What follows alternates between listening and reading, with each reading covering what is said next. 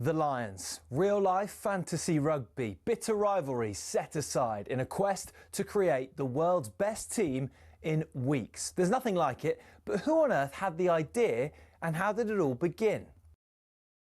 Incredibly, the first Lions tour was organised and funded by three men who played in England's first ever Test cricket match: opening bowler Alfred Shaw, opening batsman Arthur Shrewsbury and captain James Lillywhite. The 1888 Lions squad, then made up of 17 English, 4 Scots and 1 Welshman and a Northern Irishman, took a 46-day boat trip to New Zealand before heading to Australia. The Lions weren't alone on the boat. Also on board were 300 stoats and weasels who were brought over to eliminate New Zealand's rabbit problem.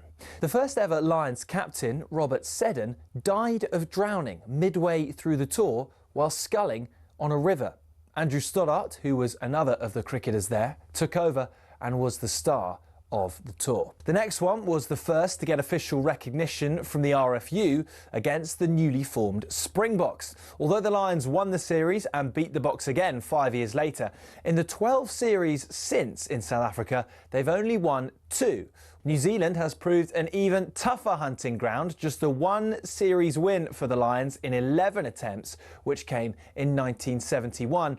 And then there was that nail-shredding drawn series in 2017, only the second in Lions history. Only once have the Lions clinched a series after losing the first test, 1989, when David Campese's infamous ghost pass was pounced upon by Ian Evans. Before World War II, the Lions had a dark blue strip, which on the 1930 tour forced the All Blacks to play in all white. So in 1950, the iconic red shirts, white shorts and blue and green socks combination was born. It remains the symbol of the greatest alliance of adversaries in all of sport. To borrow the phrase from Jim Telfer, the Lions is Everest.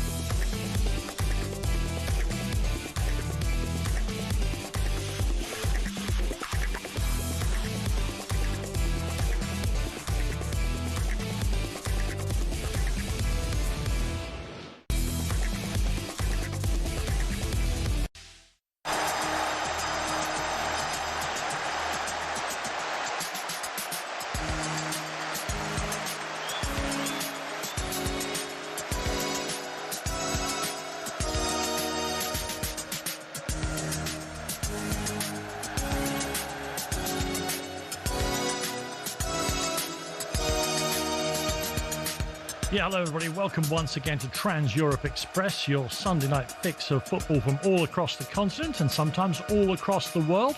I'm Danny Kelly, and joining me tonight, as always, I'm delighted to say Andy Brassell will be with me. I'm in the studio in London, and Andy's in his eyrie, somewhere north of London. I hope we can still see each other, maybe we normally do. But listen, we've got a great show for you, partially because there's just so much going on. Obviously, we'll keep you across everything that's happening with the Ryder Cup. Europe are still going to win, aren't they? Yeah, of course they are. But a lot of stories from across the continent. We've got 3 separate European competitions in action Tuesday, Wednesday, Thursday. Many of those games live here on talkSPORT. Harry Kane has been in further record-breaking form. The Ballon d'Or has been decided, and Mourinho has returned to Portuguese football. All of that, plus Tim Vickery and Daniele Fisichella as well, on Trans-Europe Express. Trans-Europe Express. Trans-Europe Express. And not, as the company's current plugs call it, Trans-Euro Express. OK, well, now I've said it now. I've said it out loud. Come, what are you going to do? Come and take me away. Andy, hello, welcome. Hello, Danny. Loads to tell you about already this evening. Why don't you just make a start with that then? I'm going to do that because there's some games happening at the moment. We've just started the second half in Seville, where it's Betis 2, Osasuna 0. Ez Abde and Cucho Hernandez, probably the most prolific former Watford player in Europe, at the moment with another goal to put them 2 goals to the good. As exciting, I would say, in Western France, even though there are no goals. It's a 0-0 between Rennes and Lens, which is amazing because Lens had Jonathan Grady sent off after 54 seconds for a professional foul, but you wouldn't have noticed. They've played really, really well. They're still well in this with an hour on the clock. That's still 0-0. But of course, the big one, Milan with a great start in the San Siro against Napoli, 2-0 up at half-time with goals by Alexis Salamakers and Christian Pulisic, scoring the second, having set up the first. But it's all back on now because Milan have just got a red card. It was a ball to the back post, headed down by Scott McTominay. It looked like it was going to be put in by Politano. He was dragged back by Stupinan, who on VAR re-examination was given the red card. It was a penalty to Napoli. That has just been absolutely larruped in by Kevin De Bruyne. So we're at the hour mark there at San Siro as well, and Napoli have pulled it back to within a goal. I'll try and get that game up on one of the television screens here in the beautiful new high-tech studio of talkSPORT, which all the screens are currently showing the golf. We'll try and get that Italian game up there as well. Andy, we're going to break the tradition. Normally we start with a big story, but there's so much going on this week with the 3 European competitions all being in play that we're going to have to do one of our league reviews, which includes the biggest story of the week. We're going to talk about Germany, where Harry Kane, yes, we always talk about Harry Kane. He now breaks a record virtually every week in the Bundesliga, and he's done it again. And this one is a record that he's broken across all the big leagues in Europe. Well, Danny, apparently we're not allowed to compare Harry Kane to Leo Messi or Cristiano Ronaldo. But as you say, with all these new Be records, a rebel, Andy, do it. It feels like we're finding new ways to describe his excellence because we've run out of words. And that has particularly been the case since he's arrived in Germany. But look, this is a bona fide record. He's the fastest player in Europe's top 5 leagues to reach a century of goals with one club. Now, that was previously a record jointly held by Cristiano Ronaldo at Real Madrid, Erling Haaland at Manchester City, of course, in 105 games. Harry Kane scored twice against Werder Bremen, and nothing has felt more inevitable in European football this season. On Friday night, in a 4-0 win, he scored 2 to get to 100 in 104 games, just one less. Amazing. And I know people will say, well, look, he's just run over loads of easy teams with the best team in the division.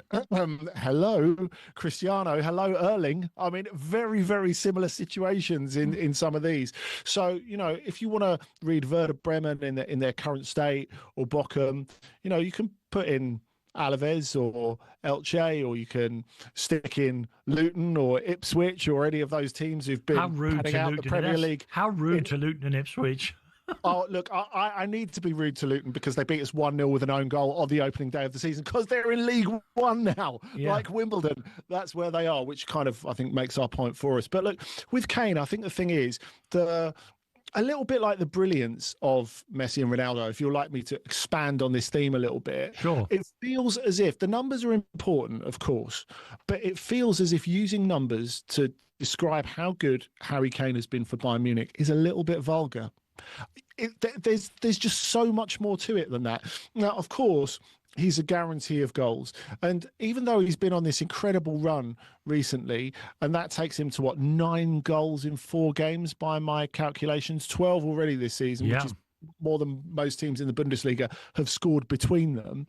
I think it could have been a few more if we're going to nitpick. But I think it's the whole package with Harry Kane. It's the fact that he clicks perfectly with this team, especially as he's getting older. And they've never wanted to change that bit about him. You know that old argument we always heard about Harry Kane? Come on, you're a great finisher. You're a number 9. Why don't you just stay in the penalty box? Well, obviously, because he's a fantastic passer as well. And with Bayern's wide players, since the moment he got there, now in his 3rd season, of course, he's been able to find those players with perfect passes. I think from the moment he turned up in Munich, not only was everyone out in the boiling, sweltering August heat in Munich, in all the various Bayern stores in the city buying his shirt, but there were Leroy Sané, as was Kingsley Coman, as was all those other wide players queuing up going, so what, this is it? If I make this run, I definitely get the ball. Yeah, that's exactly how it works. I mean, as I say, every single week he breaks another record, not just that one that you mentioned there. He, of course, memories of the World Cup, the last World Cup against France, but he has now scored 18 successive penalties for Bayern Munich. That is itself a Bundesliga record. Yeah, that's right. Of course, he broke the record of 16 last week when he got his 17th in a row. So in games that actually count, so notwithstanding friendlies, since he missed that penalty for England in Qatar against France, he's not missed one in a proper game, and it's really, really impressive. Now, if you think of the guy he took it off, it was Max Kruse. I bet Max Kruse didn't see himself getting a mention in this section, but he was an absolutely cold-blooded penalty taker until he got worked out. A little bit like Mario Balotelli, if you like, and not the only sort of part of temperament that Kruse shares with Balotelli. But look, I think it's remarkable, and it's something that, even though it's anecdotal in a way, it underlines the fact that Kane is obsessive in terms of detail, in terms of improving all the time.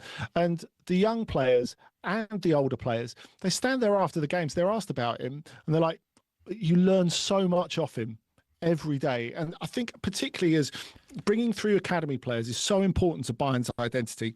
You look at Lennart Karl, who's 17, who played yesterday, and funnily enough played an under-23 game the day afterwards to sort of bring him back down to earth. You look at him, you look at Wisdom Mike, who became the second youngest player in the history of the Bundesliga, or Bayern player in the history of the Bundesliga, at 17 years and 2 days, in making his debut on Friday night against Werder. He's worth his weight in gold in so many different contexts. Listen, Andy, I'm going to be doing this all evening. We've still got more things to discuss in Germany, but there's been a development in the Ryder Cup. But Beth Page-Black reporting for talkSPORT. Of course, it's Rupert Bell. Danny, it's getting twitchy, it has to be said here, because Cameron Young, who's been one of the stars of the shows from an American perspective, and haven't been many, has just held a 9-footer to secure the first point. And it is actually a terrific fight by the Americans, because Europe are currently only up in 2 matches. And at the moment, with that point for the Americans, it means now they need 2 points to retain the cup. So they're going to need Matt Fitzpatrick, who's been pegged back from 5 up to just 1 up with 2 to play against Bryson DeChambeau. Rory McIlroy's 1 down, but Ludwig Eiberg is the other match who's up. He's 2 up against Patrick Cantley. But as I say, the Americans are offering stern resistance, and it's going to be squeaky bum time, I think, for the next half an hour or so, Danny, because Europe need to find a points from somewhere to get over the line. Ryder Cup update on talkSPORT with Arnold Clark. Get £750 off any used electric car or home charger. I'm going to remain relaxed. I can see what he's saying about the scoreboard, and of course he knows 10 times more about golf than I do, does Rupert. But I'm going to stick with hopefully there were 201 on this morning, so come on, there has to be some sense in this sporting world. Andy, we're running out of time, but we having praised Harry Kane, one of 2 games this week in major leagues which ended with 10 goals in it. We can't let Borussia Mönchengladbach 4, Eintracht Frankfurt 6 pass without comment, although it was not as close as it seems. No, I'm going to try and explain it in 60 seconds, but it's quite hard to. I mean, obviously, a game like that involving Eintracht Frankfurt, you think of the European Cup final at Hamden between Real Madrid and Eintracht Frankfurt, the 7-3. But this was very different, and not only because Ferenc Puskás wasn't playing. It was 5-0 at half-time to Eintracht Frankfurt, and they're winless still, Borussia Mönchengladbach, this season. It was 6-0 within 72 seconds of the start of the second half. And then Dino Topmüller, the coach of Eintracht Frankfurt, thought, you know what, we've got Champions League game in the week. I'm going to start taking players off. And before you know it, it's 6-3. Now, look, the fourth goal only came in the 4th minute of stoppage time, so there was no real sense of the game is on. And Borussia Mönchengladbach had admitted that themselves, though, like, we can't dig ourselves that hole, we can't get ourselves into that sort of position, because you're not going to win any games, as Eugen Polanski, their interim coach, said, with playing like we did in the first half. But a nice little wake up call, I suppose, for Eintracht Frankfurt, who, as I keep saying, I think are one of the teams to watch in Europe this season. And Can Özün was absolutely brilliant again and on the score sheet. Because of all things you've got to do, Andy, we've got 15 seconds each for our stars of the week. I'll start in Germany with Karim Adeyemi of Dortmund, who's finally showing his full range of skills.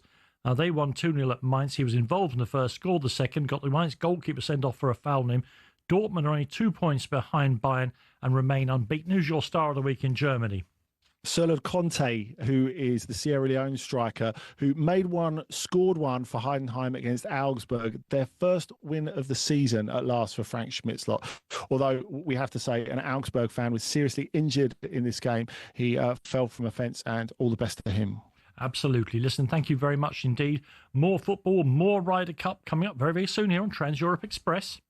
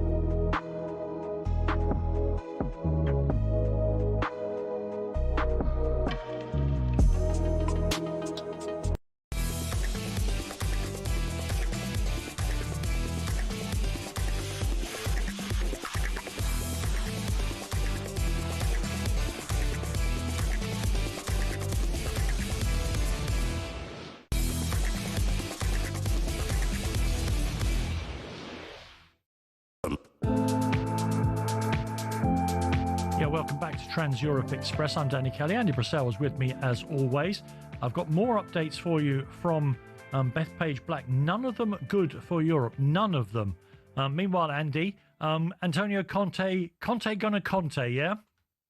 He is. Of course, they're chasing the game. They're a man up, 2-1 down still at Milan with just over a quarter of an hour of normal time left. A triple substitution, which when you're looking for a goal is pretty bold, taking off Højlund, McTominay and De Bruyne at the same time. I don't need to provide you with a live televisual picture to show you what Kevin De Bruyne's face looked like as he left the field. More red than usual. Pleased. Yeah, I think it's fair to say. But Elmas, Neres and Lorenzo Luca, the towering forward coming on. So you can't say it's not attacking, but it's daring. Let's put it that way. Meanwhile, America are now ahead in all the games bar 2, and Matt Fitzpatrick has left himself 6 to 8 feet short. He has to sink that to stop Bryson DeChambeau coming back from 5 holes down to level with 1 to play. The scoreboard is almost entirely red. It looks like a hospital waiting room. It's extraordinary. I'm gonna stick to my guns. You cannot lose from the position Europe we're in. So I'm looking forward to them getting their points. But at the moment, they're not doing it. Andy, let's then move on to the Ballon d'Or. Now, look, Ousmane Dembele won it. First of all, massive congratulations to him. I don't take it as seriously as some people do, and certainly people outside of Britain and younger people than me think it's an amazing achievement. What I will say about Ousmane Dembele, if you told me 14 months ago that he was going to be the World Footballer of the Year, I'd have gone, what? No. And yet here we are. Less, Danny, I think it's fair to say. Bear in mind that we are a few days. Andy, let me just jump in there. DeChambeau has won that hole. Has come from. Well, let's hear it from somebody who actually knows what they're talking about. Amazing turnaround in the Ryder Cup, both in one match and indeed in the whole tournament. Here's Rupert Bell.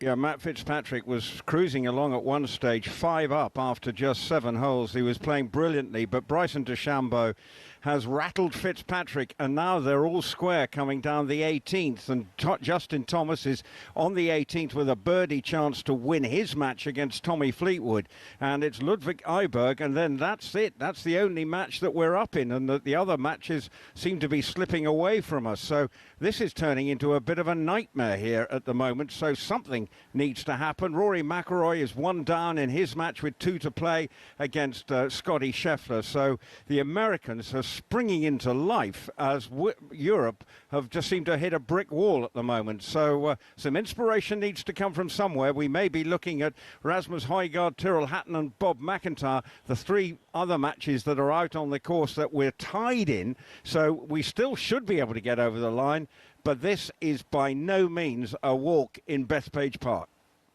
Ryder Cup update on talkSPORT with Arnold Clark Charge. Ultra rapid EV charging at an ultra low price. Terms apply. Is it too early for me to say 1 or 2 of these players need to pull a hamstring because if there's an injury, the games are halved? I don't know. Maybe that's not the way. Maybe that's not the way they work, Andy. Maybe they don't. You were just telling us about how Ousmane Dembele, even 9 months ago, didn't look like the World Player of the Year. No, that's right. I mean, look, if we go back to this Champions League week coming 1 year ago, that was the one where Ousmane Dembele was dropped for repeated lateness. And that really made PSG's season, because after that, some of the senior players went to Luis Enrique and said, OK, we understand why you've dropped him, but can we get a bit of slack here? We know you're running a tight ship, but let's ease off the intensity a little bit. And he could have flamed those key players, but instead he said, all right, I hear you. And from then things really developed. And even though well into winter, they were looking ropey in the Champions League, I think if you're constructing an argument for why PSG won the Champions League and why Ousmane Dembele won the Ballon d'Or, it's because there were so many players you could have gone for, and obviously he was the one who actually could make the ceremony because he was injured, as we'll talk about, I suspect, in a little bit. But I think his repositioning turned them into the team that won the Champions League eventually. So repositioning him, repurposing him as a centre forward. And look, maybe you want to give Luis Enrique the Ballon d'Or for it.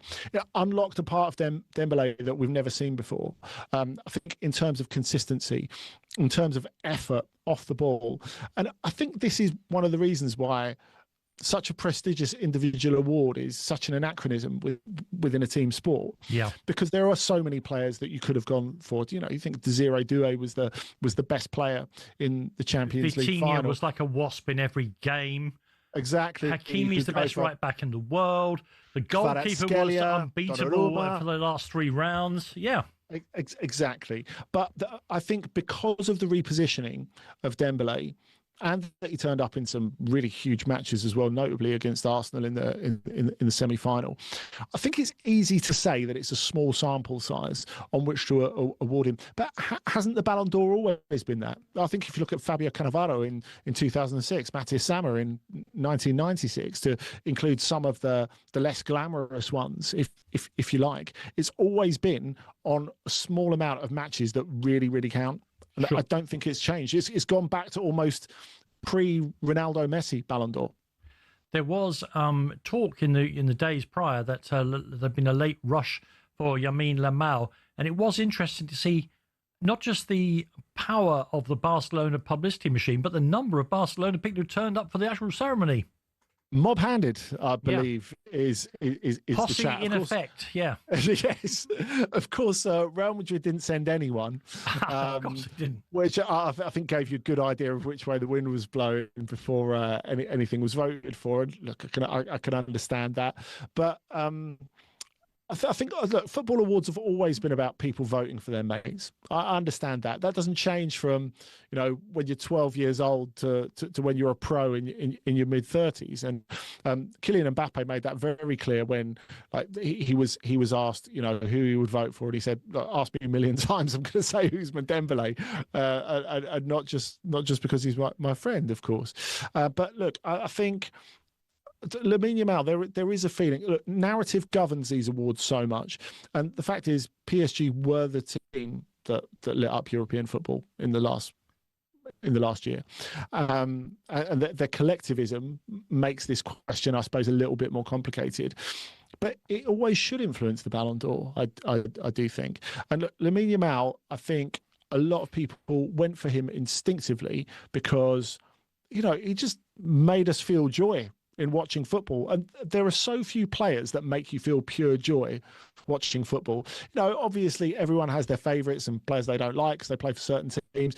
I think there are almost every football fan out there, if they're being honest with themselves, you get joy from watching Lamine Yamal play. And it's not just because of his age, although that is a part of it, of course.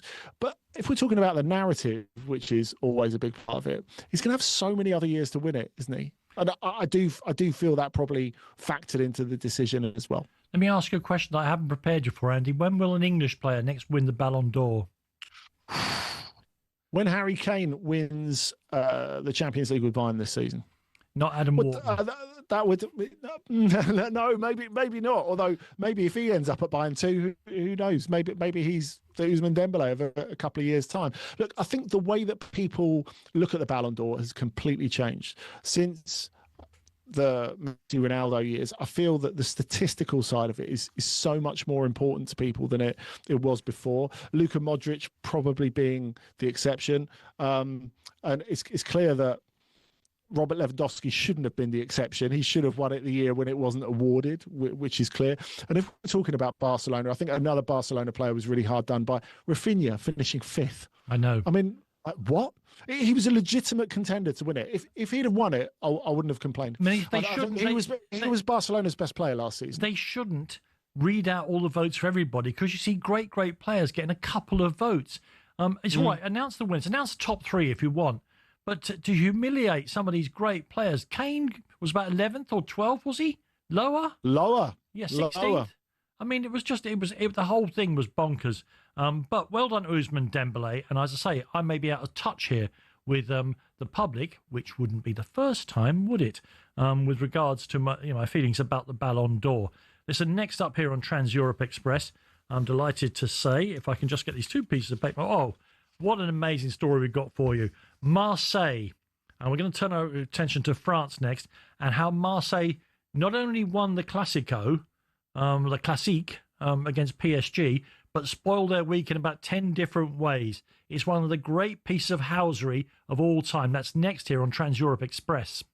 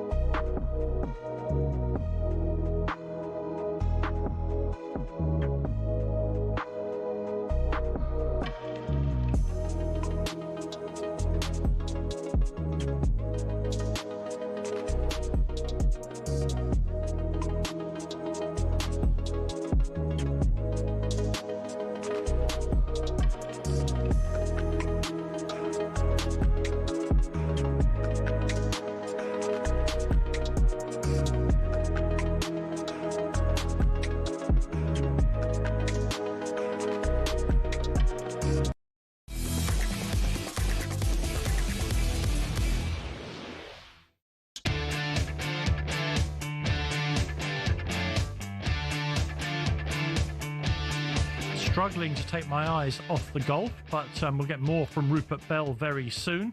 Now we're on to France and the football. And Andy, your headline is Marseille's Magic Week. Not only did they win the Classique, but in doing so, they also upset the celebrations of the Ballon d'Or of PSG, and they did it by insisting that the game was played when it could have been played later in the season. Just tell us how much they've tweaked the tail of PSG this week.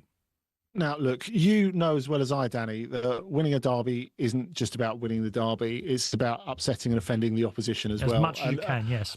Marseille have taken it to the next level this week. Now, there might be some built-up feelings here. Of course, before Monday night's victory, and you notice I say Monday night's victory, we're going to come back to that, against Paris Saint-Germain. They had not beaten PSG in a league game at the Velodrome, their home, since 2011. Which is remarkable, really. That's the full length, really, of the QSI, the Qatari reign of PSG. So it's been miserable for Marseille for that long. Now, you may remember that the game was meant to happen last Sunday, as Le Classique always is. It's a big Sunday night game. But storms meant it couldn't happen then. So according to the statutes of the league, as we explained last week, it's played on the next day. Now, the league asked them to play it on the Tuesday, so the PSG players could go to the Ballon d'Or and celebrate and profile the greatest French club team possibly of all time, although Marseille would obviously argue with that going back to 1993. So Marseille said, well, look, rulebook says it's got to be played the very next day, and if you don't agree to that, we're going to sue you. Hey. Using your own rules. So that's what they did. Obviously, the atmosphere was fire on Monday night. They started brilliantly, took the lead early on with Naif Agar, who, of course, has arrived from West Ham, forcing Marquinhos into an own goal. And they played really well. And players who never normally press, like Amin Gouiri, like Mason Greenwood, were pressing. Everyone was properly locked in. And even though PSG had a few chances, it did feel like the best team won. And Roberto De Zerbi, who decided to get himself in a row for really no reason in stoppage time, got a red card, but was back on the pitch to celebrate like they won the World Cup afterwards, as you should. Now, of course, the president of Marseille, Pablo Longoria, the one who said that the league was completely corrupt last season when he went on a massive rant, was captured on video camera in one of the tunnels. He stood there with his best innocent baby face before the game when he was asked about this, going, well, you know, rules are rules, and, you know, football's really about playing football matches, isn't it? Brilliant. I mean, which is true, but like coming from him, a little bit rich, you might argue. But anyway, Marseille built on that. They went to Strasbourg for a very, very tough game on Friday night. They were 1-0 down. Strasbourg were playing pretty well, Liam Rosinia's side. And Marseille did it really well, and that they shuffled the pack really well, which I think some have doubted that Serbi can do. But he did that. He brought Pierre-Emerick Aubameyang off the bench. He scored the equaliser with just over 10 minutes to go. And then Murillo getting a stoppage time winner, which took them to top of the league. At least provisionally, they've since been overtaken. But Marseille are properly back in it and on it. Listen, Andy, I've got to get back to Beth Page. More good news, I think, in this case for Europe. There hasn't been much. Rupert Bell. Well, there hasn't been much, but Ludwig Øyberg has secured a vital point. He's won 2-1 against two up against Patrick Cantley, just securing a power on the 17th to get the first win for Europe, but there's no other blue on the board, and you've got to give credit to Bryson DeChambeau from coming from 5 down to level his match all square. So at the moment the situation is 8.5, 13.5. We need half a point to retain the cup. Now that was not on the agenda. We're thinking, you know, record scores here, but at the moment this is turning into an absolute nightmare here for the Europeans. The Americans springing into life. You've got to give them credit. First up, Cameron Young winning on the 18th with a birdie. Justin Thomas winning with a birdie on the 18th. And Bryson DeChambeau holding his nerve. Now, Scotty Scheffler and Rory McIlroy are coming down the 18th. Rory McIlroy's pushed his drive, and he's got a horrible bunker shot to try and get a win here. Scotty Scheffler's ripped his drive down the middle. So I have to say, this looks, we're going to probably might be relying on rookie Rasmus Højgaard, who's all square in his match against Ben Griffin. That's after 14. And Tyrrell Hatton against Colin Morikawa is all square, and they're playing the 14th at present. The other match out is Sam Burns, who's one up against Bob McIntyre. So it's not a lost cause, but I tell you what, from being rank outsiders, I think, Danny, you said there was something like 200 to 1 on to win it, the European team. But on the other hand, it is turning into the complete opposite. Luke Donalds is looking a little bit shell-shocked as his team have hit the buffers big time. And I can tell you that Shane Lowry's just got one hole back against Russell Henley. So he's only one down now. And that is with 3 holes to play in that match. So it's twitchy. It's very twitchy here in New York. Ryder Cup update on talkSPORT with Arnold Clark. Get the UK's best used car deals, guaranteed. Look, we are sports broadcasters. We tend to over-dramatise things. That's the nature of the business we're in. But I'm telling you now, Rupert is not exaggerating. This is very, very, very tight now in the Ryder Cup. Andy, we've still got a little time to talk about one or two other things that went on. Paris Saint-Germain won 2-0 against Auxerre, and there were some lovely tifos, but also more injuries. Yeah, there were. There was a great tifo for both Luis Enrique and one for Ousmane Dembélé, in wearing the 90s PSG shirt, which was beautiful while he was holding up the Ballon d'Or. Beautiful piece of art there. And a comfy win with Ilya Zabani scoring his first goal for PSG since arriving from Bournemouth as well. But Vitinha went off in the first half. Clichy Kvaratskhelia went off at half-time. They lost Marquinhos in the week to a hamstring injury as well. So the fact that it's quite tight at the top, look, everyone's still expecting PSG to win the league. They're huge favourites. There's no doubt about that. But the other teams have got a chance to do something in the meantime while PSG are really physically stretched as well. And Andy, we talked about Marseille and how we often have them down as the most combustible, I suppose that's the word you'd use, club in France. But their near neighbours, Monaco, are themselves not the picture of stability, and they're under pressure now. No, I mean, the bottom line is that they're owned by a billionaire, and there's no doubt about it that with the royal family being involved, it's combustible in a very different way, not because of the supporters, but because of the ownership, really. And they lost 3-1 Lorient this weekend. Lorient have been getting thrashed by everyone, by the way.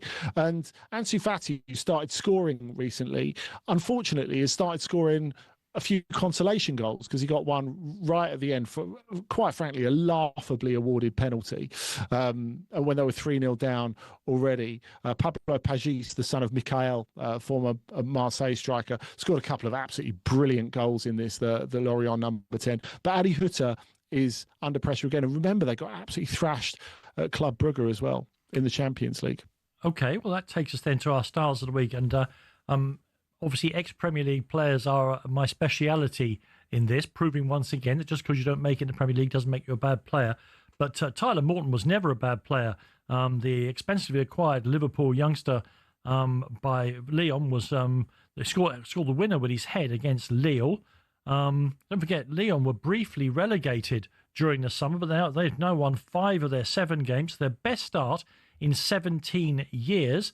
They're level with Paris Saint-Germain, and they have not conceded a single goal while they've had 11 players on the pitch. So well done to Tyler Morton. What about you, Andy? Who's your star of the week in France?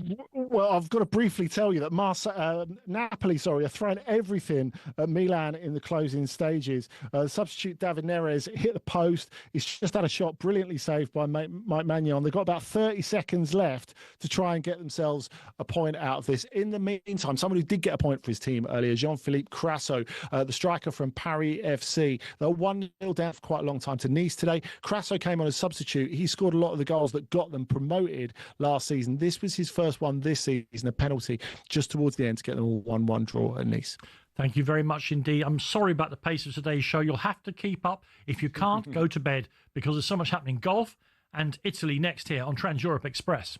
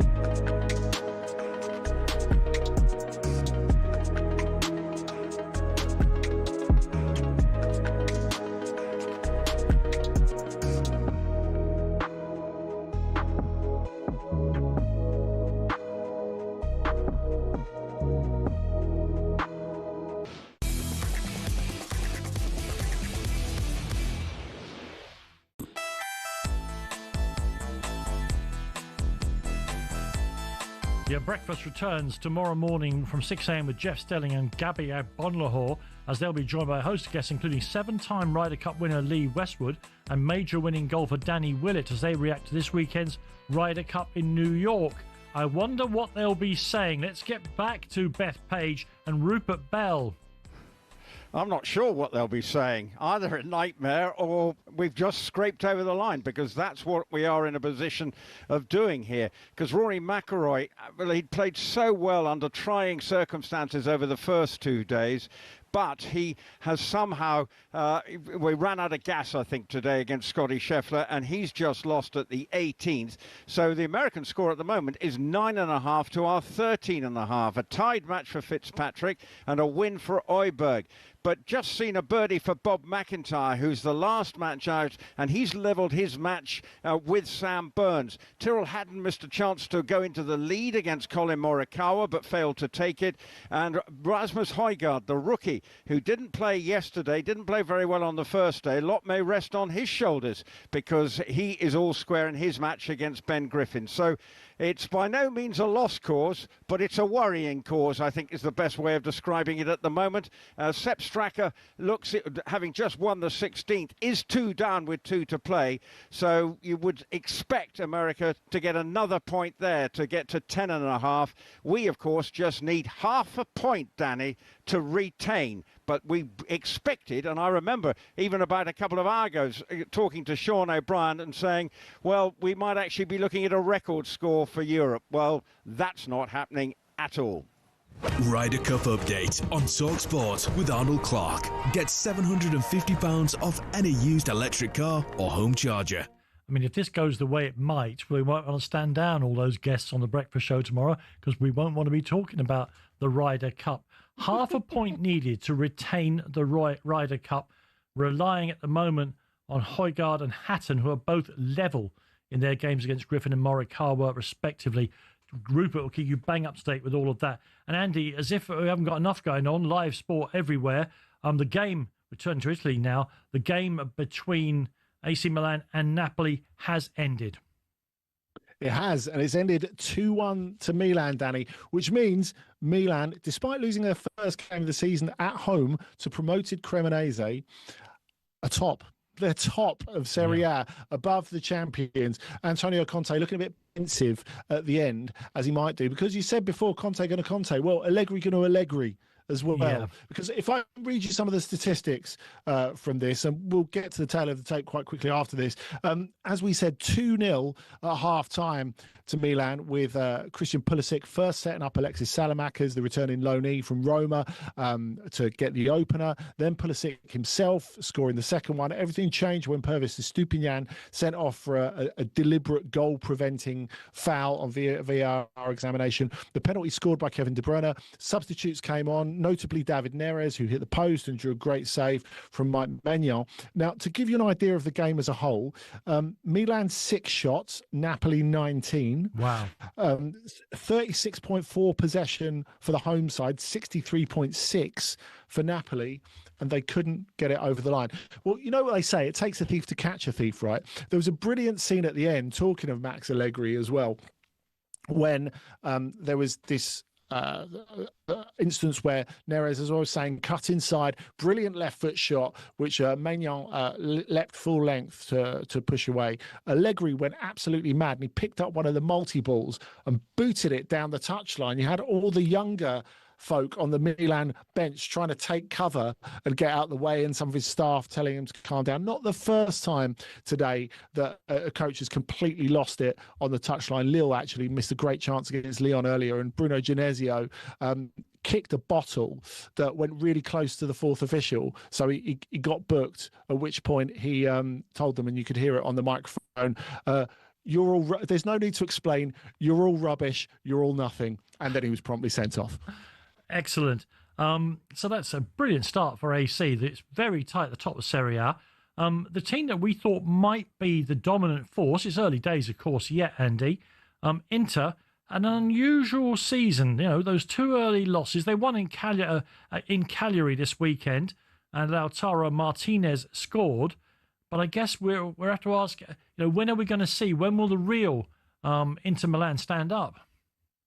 Well, the question is, from last season, can they stand up in the back end of the season? That's the real question, because I still feel that player for player, they're the best squad in this league. And when they play well and when they play convincingly, it feels like there are no other teams in the division. Now, the interesting little twist they've got up front this season, they got rid of Mediterranean, who didn't do very well, backing up Lautaro and Marcus Thuram, who looked absolutely blowing by the end of last season. Lautaro started this season looking blowing, the hardest working footballer in football, is fair to say, but he always scores against Cagliari, so he did yesterday. But the second goal, scored by Francesco Pio Esposito, his first team Serie A goal for the club. He looked really good during the World Cup, towering young striker who turned 20 during the Club World Cup. Everyone was delighted for him when he scored this goal, and it just underlines that they've got class backup. They didn't have to pay for it, which is really, really interesting, of course, because Inter are making a conscious move to try and get younger at the moment. And speaking of big fellas up front, the return of Artem Dovbyk. I saw Roma beat Verona 2-0. Yeah, that's right. So the arrival of Evan Ferguson, if that wasn't enough of an implicit demotion for Dovbyk, the fact that they were trying to sell him to anyone with more than 2 pennies to rub together this summer was probably a more explicit version of that. But they couldn't agree a deal for him. It looked like he might go to Milan at one point in exchange for Santi Jimenez, and both stayed. So Dovbyk got his first start of the season, and it took him less than 10 minutes to head in the opener against Verona. Now, Roma were a little bit scratchy after that. They played at Nice on Thursday night in the Europa League, of course. They won that game as well. But they did keep a clean sheet, which they've become very, very good at doing under Gasperini. Only conceded 1 in Serie A so far this season. Evan Ferguson did come on later for Dovbyk, and he helped create the clinching goal, which was scored by Matthias Sule, even though he was suffering from cramp at the time. So he sort of limped into the pass from Manu Kone, stumbled it over the line, and then tried to do the Maradona thing of leaping over the fence. Oh. And it took him about, well, he could have got booked for time wasting, really. It took forever. And just give us have you got to hand the top of the table there, because it's very, very tight? Yeah, I do. So it's Milan, 5 games in, everyone. Milan are 1-4, lost 1, 12 points, but with a better goal difference than Napoli now. Napoli also on 12 points, having lost that first game of the season and lost a 100% record. Roma also 4-1. They've only scored 5 goals so far, but as we said, they've only conceded 1. That's the first time a centre forward of theirs has scored this season, Dovbyk. And so the top 3 all on 12 points. Juventus 4th on 11. Inter 5th on 9, which is also the points total for Atalanta and the aforementioned Cremonese. What a start they're having. Jamie Vardy, by the way, an unused substitute this weekend. Listen, thank you very much indeed. That gives you a little time, Andy, to tell us about your star of the week. My star of the week is going to be Kamaldeen Sulemano. It's not just you who can pick former Premier League guys. Now, he's really stepped up since he arrived at Atalanta, mainly because of the absence of Ademola Lookman. He scored a brilliant goal to give his team the lead at Juventus this weekend. They got pegged back, but they're still there or thereabouts. And mine is Arno Loriente of Sassuolo. Now, he nearly ended up in the Premier League. Sunderland were right in for him right to the last seconds of the transfer window. It didn't happen. He got lots of goals in Serie B last season, which saw Sassuolo promoted, and he got a goal and assist as Sassuolo beat Udinese 3-1. That's their second straight home win. I mean, that doesn't sound like a big record, but of course, when you're coming up from a lower league, it's that exactly those sort of little runs that you need if you're going to save yourself. We're going to have a quick break. When we come back, we'll be getting back to the unbelievable tension of the latter stages of the Ryder Cup, and Andy and I will be taking you through more European football, including reviews and previews of all 3 of the big continental club competitions. You'll listen to Andy Brassell and Danny Kelly on Trans Europe Express.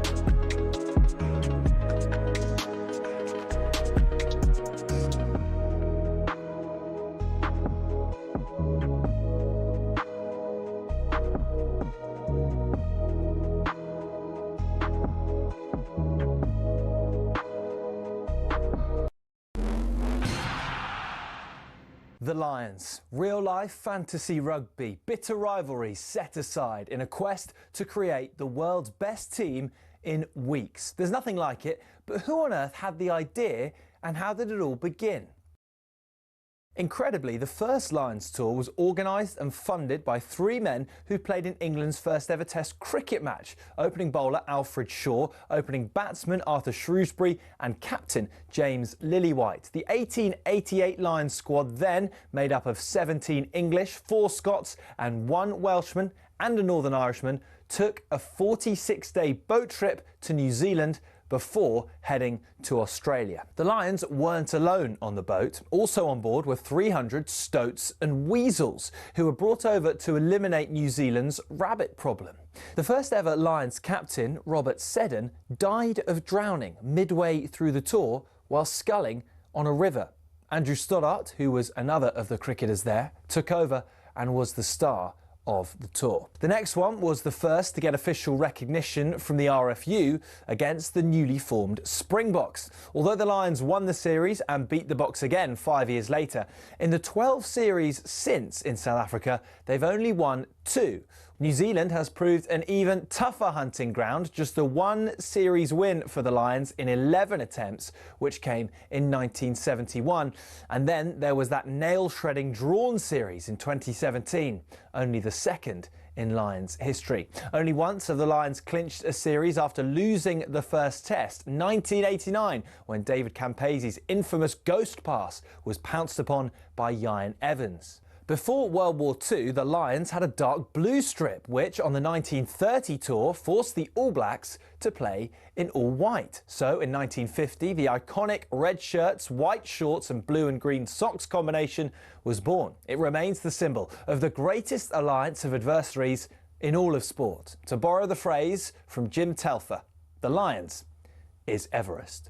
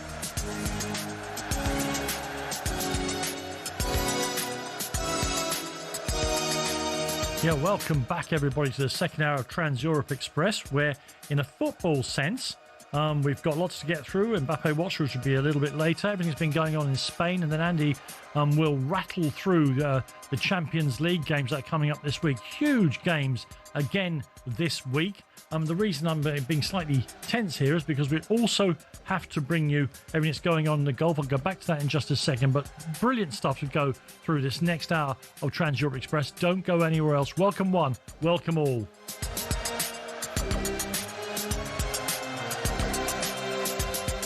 Well, as I said this morning, the Europe team were 200 to 1 on to retain the Ryder Cup. It is now, I imagine, a matter of even money. Here is Rupert Bell.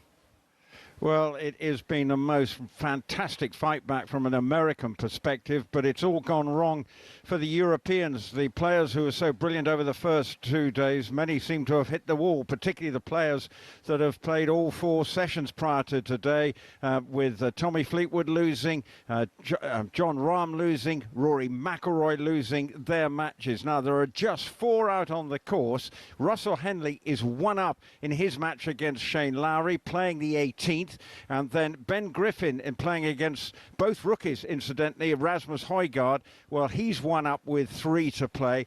We're going to have to rely on Tyrrell Hatton and Bob McIntyre to hold on to their situation, you feel, at present, because they are tied in their matches coming to the latter stages. Bob McIntyre against Sam Burns and Tyrrell Hatton against Colin Morikawa. So it's not a lost cause, but it's the most dramatic day, and you've got to say fair play to the Americans, the way they've fronted up here, particularly on the 18th, with Cameron Young going well, Bryson DeChambeau coming from 5 down to level his match against All Square. One of the great comebacks in Ryder Cup history, that is, to get to that stage. And at the moment, the Europeans just desperate to find a winning hole somewhere over the next half an hour or so. Luke Donald must be doing his head in, as they say, as to what has gone wrong here today. But it's dramatic stuff, Danny, but hopefully we can find a way. But Europe are at the moment struggling, and I was anxiously thinking Colin Morikawa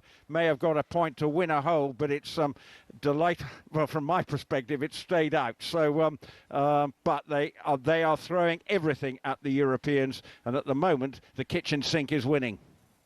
Ryder Cup update on talkSPORT with Arnold Clark Charge. Ultra rapid EV charging at an ultra low price. Terms apply. I mean, it's so mad now that it could be one putt from, Shane Lowry who'd get back. He's on the last, he's behind. That half a point would retain the Ryder Cup for Europe, but of course he has to get past his opponent. There's only 3 more games out on the circuit. I don't think I can remember a finish like this to the Ryder Cup. As Rupert said, fair play to the Americans, because they were written off, not least by everybody I know who knows anything about golf. And now it's time for this.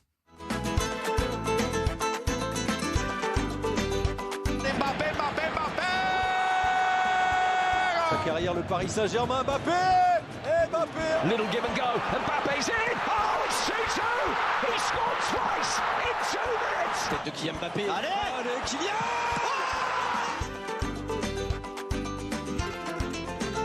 Now, Andy, there's been some remarkable games of football in Europe this week, but none more so than the recent and yesterday's Madrid derby. Kylian Mbappé scored. Kylian Mbappé played okay. But tell us the final score in the match. Well, let's put it this way. Despite the opening theme tune, I don't think Kylian is bringing his guitar or his castanets today. He got the equaliser in the first half. Real Madrid were leading 2-1 after he initiated that turnaround, going into stoppage time in the first half. They ended up losing 5-2 to Atletico, which I think we've talked about, like 10-goal games this weekend. This is by far the most arresting result of any of the games. Totally. We've talked about before, or that we're going to talk about after this. It's remarkable. And Atletico really needed this. They really, really needed this. And they've had a big week where they've had 2 home games that they really had to win. The first one, they did just about the sort of mini derby against Rayo with a hat-trick from Julian Alvarez. And Alvarez turned up again big time in this. It was 2-2 at the break after Alex Sorlot's equaliser. And then 2 from Julian Alvarez to make it 4-2. A brilliant goal from Antoine Griezmann to make it 5 right at the end, just to add a little bit of sugar on the cake, excuse me. But it was remarkable, really. And I guess from a Real Madrid perspective, the remarkable thing was that a team that it felt had made a lot of defensive progress under Xabi Alonso, and that was always going to be the top of his in trade. Not maybe a very Real Madrid thing to address, but it was their major problem last season. You look at his signings, Trent Alexander-Arnold, Dean Huijsen, Alvaro Carreras, they are brought in to sort out the defence. And that defence really let them down in this game. I mean, you mentioned the fact that Alvarez, following his hat-trick during the week, and we'll talk more about it a little later, got a free kick and a penalty. The penalty, I think, is the really important one here, Andy, because it may have expunged some of the dark shadow cast by his penalty miss in the Champions League last season, which kind of derailed Atletico. Yeah, it totally derailed Atletico. And it changed the history of football, of course, because his double hit in the shootout, which didn't count as according to the rules, even though it went in, it led to the rule being switched afterwards, and we saw it in the Women's Euros, for example, almost immediately afterwards, or like 3.5 months afterwards. That if something's double hit, a penalty's double hit, you just take it again now rather than it's chalked off. So that really saw the agonising way in which they should have won that tie against Real Madrid, and they didn't at the Metropolitano. Made this game huge, and it made the moment when it was 2-2 and Alvarez put it on the spot absolutely huge as well. But obviously Boyd, from the way he's playing at the moment, Boyd from the hat-trick in the week, he smashed it in. Great free kick afterwards. Thibaut Courtois did get a hand on it, but it was still a really great free kick.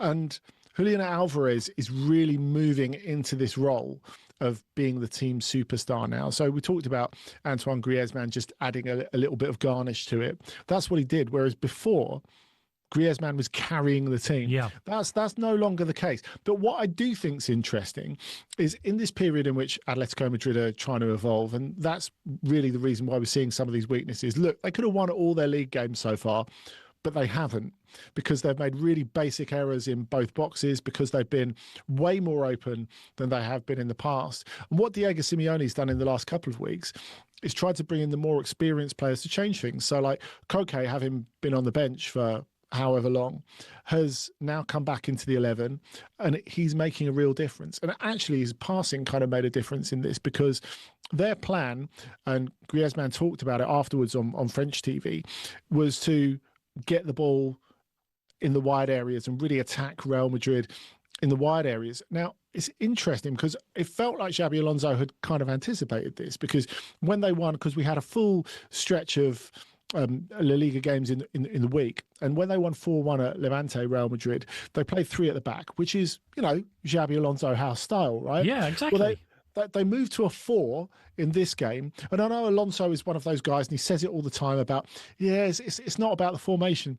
Well, it kind of is, because to me, it felt like they switched back to a back 4 so they could deal with Atletico Madrid. But Atletico Madrid, they managed to dominate midfield, and they still managed to find those balls over the top as well. And you know what? The near future is looking a bit shaky for Real Madrid, because as they try and sort that out, there are 2 injuries yesterday. So Eder Militao got injured again, which is an issue. So maybe they haven't got enough centre-backs to play with 3 at the back. Dean Huyson didn't have a great game. And the other injury, which is one that really matters at the moment with Trent Alexander-Arnold out, Dani Carvajal, he came off. Now, he came off when it was 3-2, and he threw a right old Andy, strop on I've got to jump in there. We must go back to Rupert Bell at Bethpage. Rupert. Well, this could be a big decisive moment because both Shane Lowry and Russell Henley have birdie putts, and this could give half a point if Russell Henley, who hit the most fantastic bunker shot into no more than 9 feet, having found it the bunker on the left-hand side and punched it out, as I say, to 9 feet. Lowry from the fairway drilled his approach shot to no more than 5 feet inside Russell Henley, the world number 3. Now, Shane Lowry is not necessarily renowned for being the greatest putter, but if Henley should miss this and Lowry holds his putt, then that will be the half point that ensures Europe will retain the cup. Not regain, retain it, because they will have got to the all-important 14 points. So this is the putt that matters. The Americans have played this 18th hole magically today. It's, I suppose, about 9 feet. The ball's on its way, and he hasn't hit it hard enough. Oh, my goodness me. Now, this is a golden opportunity for the former Open champion.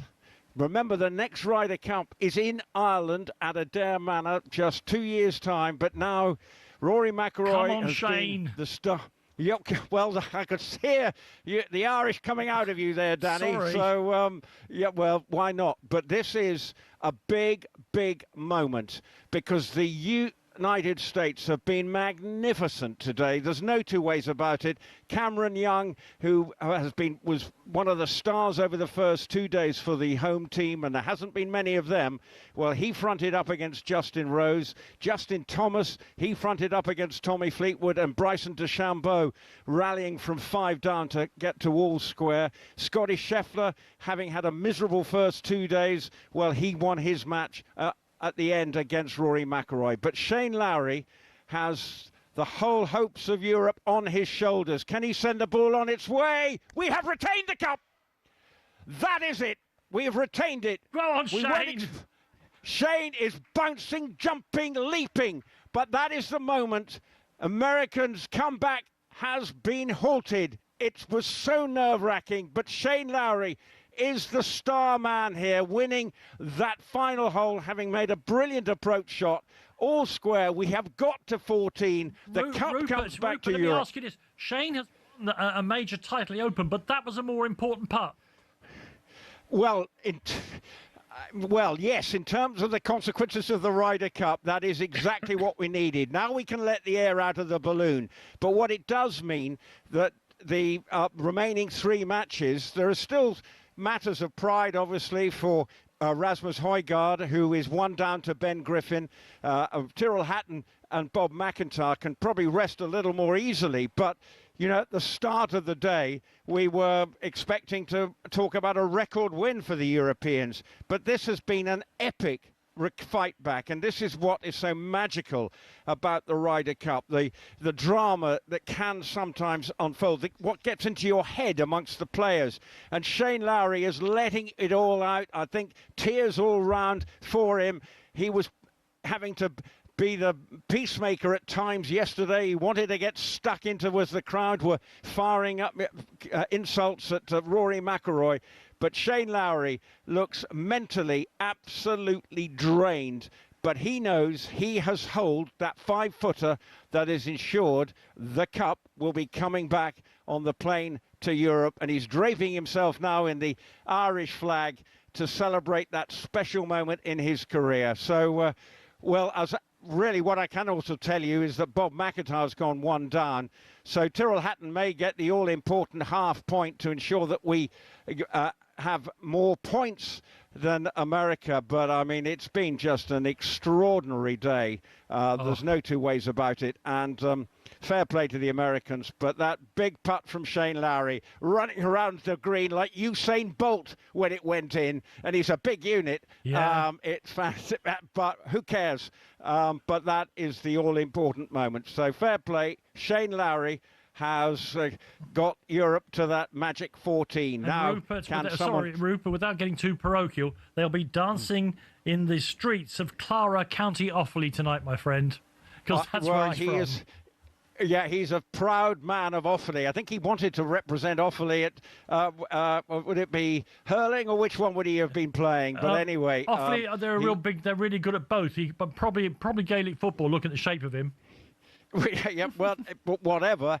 He is a feisty character. But he wears his heart on his sleeve, and I have to say, fair play to him. We've got there, but we wouldn't mind just winning 1 more half point to make sure that we are winners outright rather than having a 14 apiece tie. And Rupert, I think this is an appropriate moment to remember our great and now departed colleague Bob Bubka, who would have loved this tonight.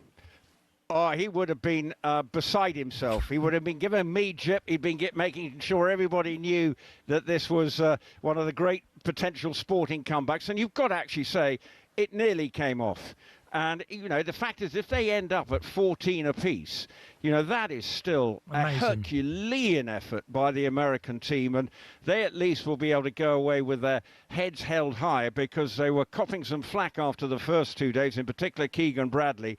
But from a European perspective, well, all roads lead now to Adair Manor, where it will take place in a couple of years' time. And the drama of today will only just intensify the wish of people to be at Adair Manor, where I know preparations are already in full swing. But for Shane Lowry, Rory McIlroy was the star of the first 2 days, and now it's Shane Lowry's turn to take centre stage here in Bethpage Park. But still, Tyrrell Hatton, if he can find an all-important half point or a win, or Rasmus Højgaard or Bob McIntyre can claw their way back into their matches, then maybe a degree of respectability will be added to the scoreline. But at the moment, this has been one of the most dramatic days that I've experienced in Ryder Cup history. But luckily, it's good news for Europe. And I was a miracle at Medina, which I never believed happened. And suddenly we thought today we might be having it coming back the other way. But it just proves how hard it is to win on a away Ryder Cup, because it is, and the support from the Americans who are turning up here thinking, well, we haven't got much chance. And I spoke to a few and I said, I already thought they'd been on the loopy juice when they were saying this could happen. Well, I'm feeling I'm eating a little bit of humble pie, because the Americans have been quite outstanding to a man today. Listen, Rupert, thank you very, very much. We'll come back to you for the last knockings.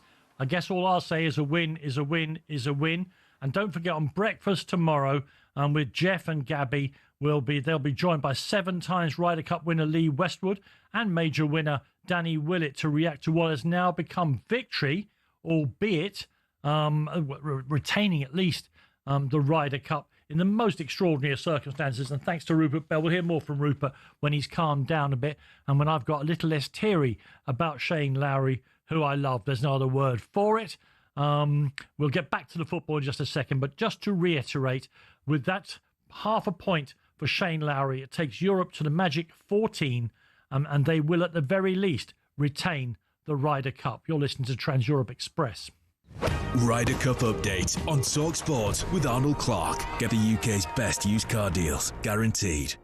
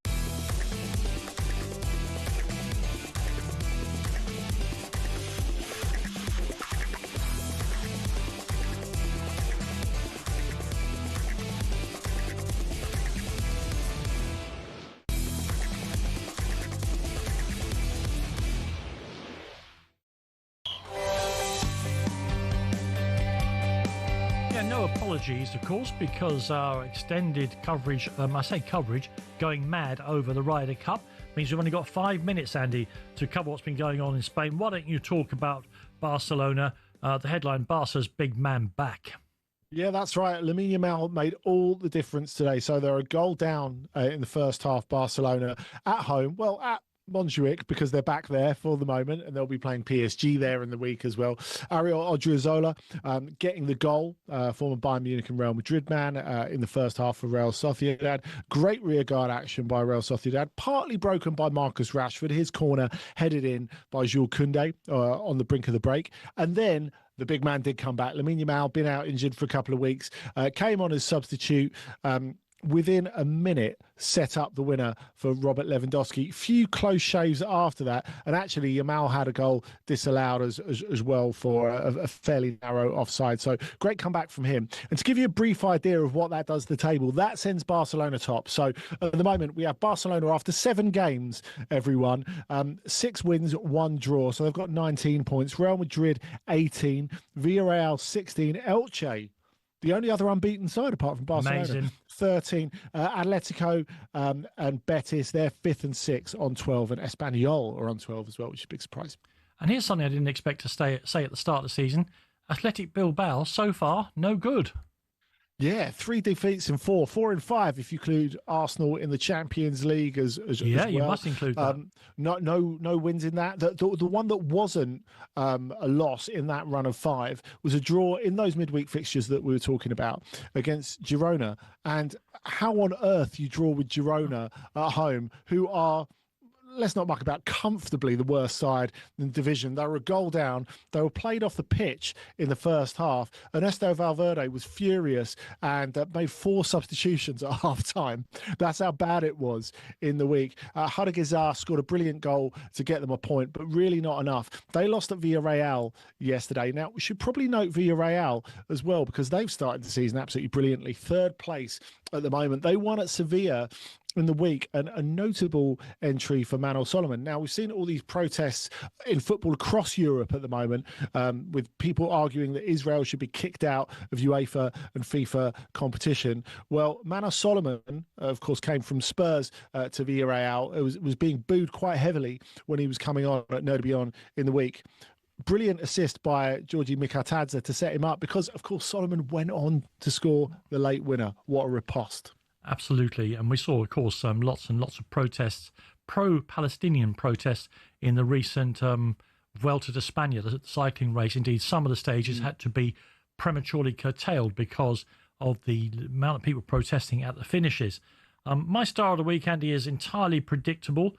Julian Alvarez, what would they do without him now, Atletico Madrid? 5 goals in 2 games, 2 today and 3 against Rayo Vallecano in midweek. I mean, there's nowhere else for me to go with that. As you said when we were talking about it a little bit earlier, he has now become the mainspring of Atletico's team. Who's your star of the week? I think you had him last week, but I'm going for Odysseas Vlachodimos. Of course, been in cold storage in the Premier League over the last couple of years. Had another brilliant game in goal for Sevilla today. Man of the match, as they stole the game late on with an Akor Adams winner at Vallecano. Even though that was a late winner, he had to make a couple more saves after that to preserve the win. But Vlachodimos making up for lost time. And do you know what? He's going to have plenty of opportunity to shine this season, because Sevilla, despite being really bad, are in 9th place, largely thanks to his efforts. Fantastic. Thank you very much indeed, Andy. The next half an hour here of Trans Europe Express will be devoted to the upcoming games in the Champions League. Remember, there are 6, count them, 1, 2, 3, 4, 5, 6 English teams in the league this year. We won't cover them all necessarily in this section because some of them we've already talked about. But forefront of all of this, the return of Jose Mourinho to Stamford Bridge. And we'll bring you the last knockings of the Ryder Cup, where, let me remind you once again, Europe, by the skin of the teeth, by their fingernails, have at least retained the trophy. More about that very, very soon here on Trans Europe Express.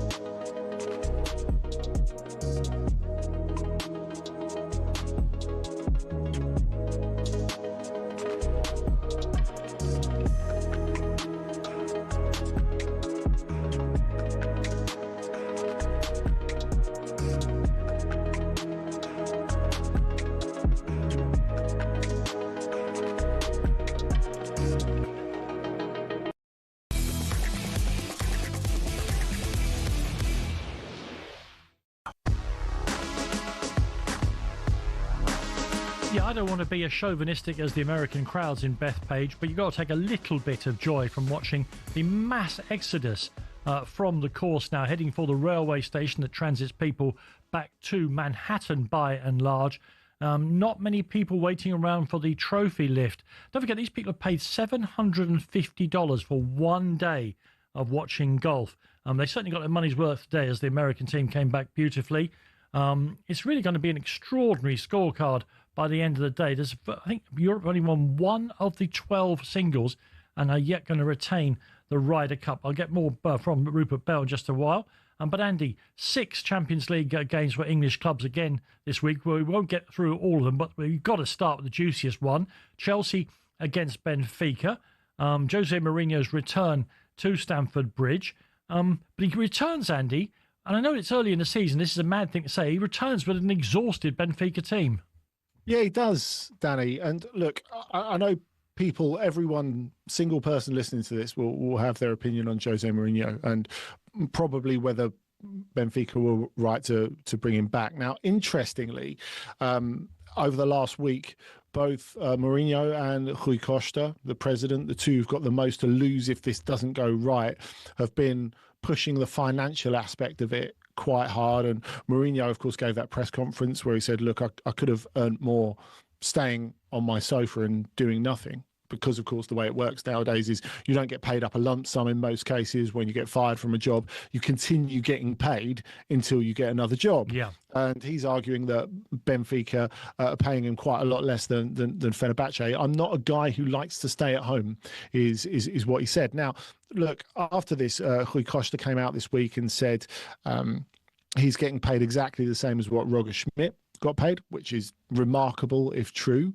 But anyway, they're clearly on some sort of charm offensive. Now, the football's not been great so far. You might not be surprised to learn. Having said that, I would argue, watching Benfica on a weekly basis, that very little of this is Mourinho's fault. He has, as you say, got an exhausted set of players. Now, if you go back to the European teams that were in the last 16 of the Club World Cup, Benfica have played more since than any of them, and not by a little way, but by a long way. I think before this weekend's games, it was 17-8 next to Chelsea, including friendlies, because they, of course, had to warm up for their Champions League qualifiers and then play said Champions League qualifiers. And so it's hardly surprising that they look baked in a lot of these games. Now, of course, we saw them in the last league game of Bruno Lage lose a goal to Santa Clara really late on and lose points in that, which was one of the things, as well as the Karabag thing, that finished them off. Of course, they conceded a winner late on against Karabag, having been 2-0 up as well. This Tuesday they played Rio Ave at home. They've had a lot of home games already under Mourinho, and they conceded a stoppage time goal. Now, they were 2-1 up against Gil Vicente, who gave them the run around at the beginning of the game and were really, really close to getting an equaliser late on as well, again, despite a numerical advantage for Benfica. So I don't really know what Mourinho can do in these terms. I mean, the players can't give him what they don't have. I think you can look at some of those players who've come back from injuries and spells out. So you look at Georgi Sudakov, who's just arrived, who's looked very good in the last little while. Dodi Lukebakio, formerly of Watford, of course, but has been really good for Sevilla over the last year and just arrived at Benfica. I guess the one advantage, Danny, when they go to Chelsea is there's no real need for them to make the game. Just sit and soak, really. And if Mourinho teams can do anything, they can do that. Yeah, absolutely. Liverpool go to Galatasaray, and, there's no point pretending. I'm not a great believer in crowds influencing football matches. At the end of the day, it's 11 blokes with the ball at their feet against 11 blokes with the ball at their feet. But Galatasaray might be the exception, only because their home record, Andy, is so starkly different from their travels. And this could be a tough one for Liverpool. Yeah, in a European context, it certainly is. Yeah. Now, of course, they lost that first Champions League game away in quite spectacular fashion, having led away at Eintracht Frankfurt. Now, if we're talking about being folded by an atmosphere. That could definitely happen in Frankfurt, one of the unappreciated loud stadiums, the Deutsche Bank Park in European football, despite there being a lot of Galatasaray fans there. The individual errors were extraordinary, really. And sometimes I do think the way that Galatasaray are set up is not particularly conducive to getting results from difficult away games, because we know some of the big players that have gone in there. And, looking at Osimhen, who's coming back from injury now, Mauro Icardi, who scored the winner on Friday, Alanyaspor. And after that, Ujan needed the goalkeeper who's just arrived from Trabzonspor, the Turkish national team goalkeeper, after they didn't get Martinez or Donnarumma or Ederson. He was fantastic. He had a really, really great game, and he saved them and preserved their 100% record, their 100% after 7 games in the Turkish Super League, and only conceded 2 goals in that time. But of course, the sort of things that you can get away with in the Super League, you can't get away with in the Champions League. So how they set up in this game, I think is really, really interesting, because to be as open as they normally are at home against Liverpool would surely be insane. But Okan Buruk likes to play, and he likes his teams to play. And asking a cat not to meow for an evening is quite hard, isn't it?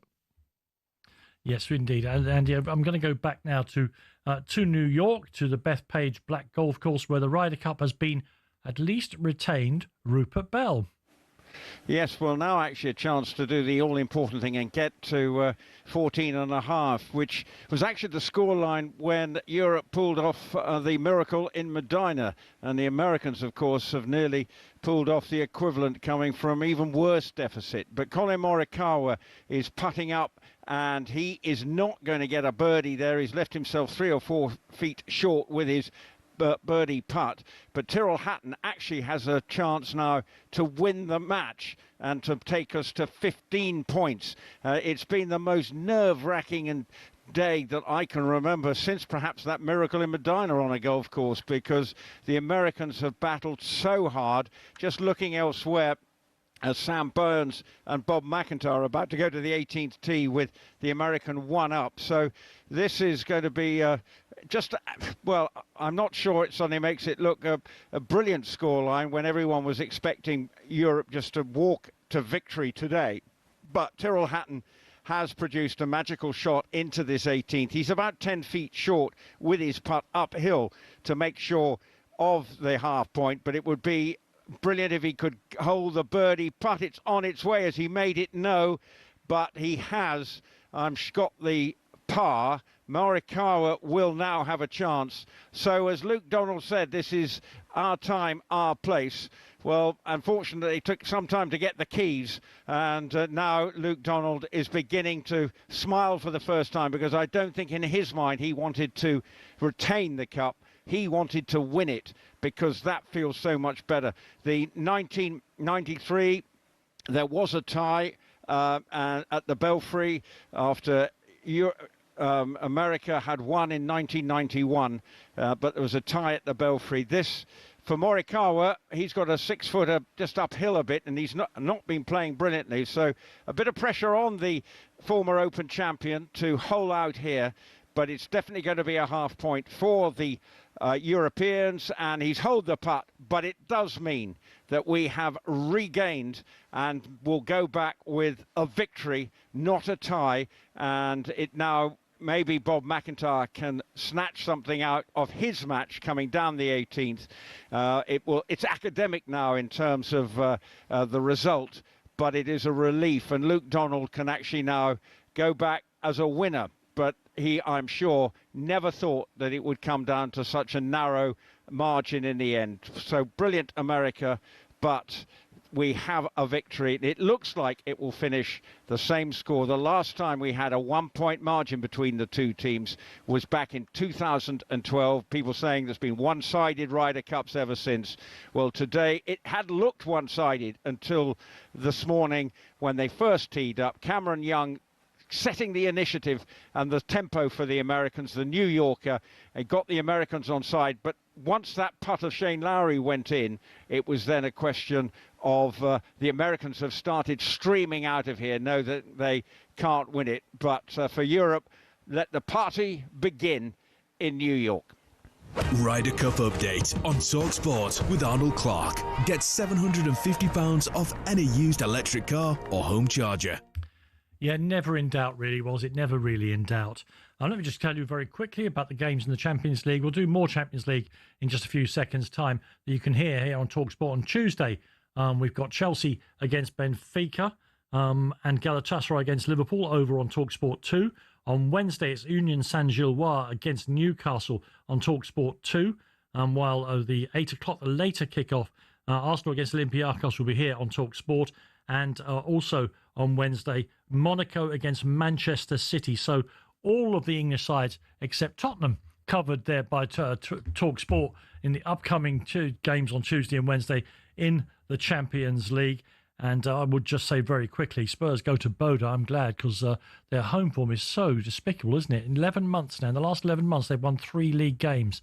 That's why they were hanging around the relegation zone last season. You're listening to Trans Europe Express.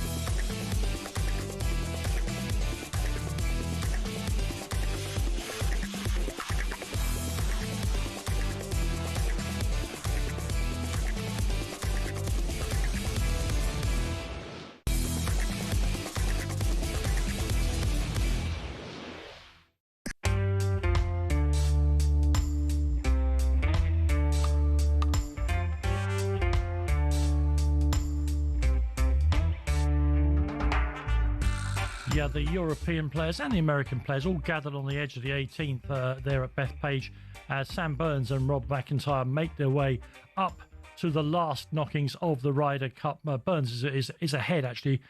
Chance for McIntyre to get another point for Europe. But to reiterate, Europe have got their 14.5 points. And after an amazing effort by the Americans, they have not only retained but won the Ryder Cup there in New York. Andy, let's return then to the Champions League. Out with, as our Scottish colleagues might say, the English teams. Plenty of big games to see. None bigger, I guess, than Barcelona against PSG, 2 of the favourites for the title.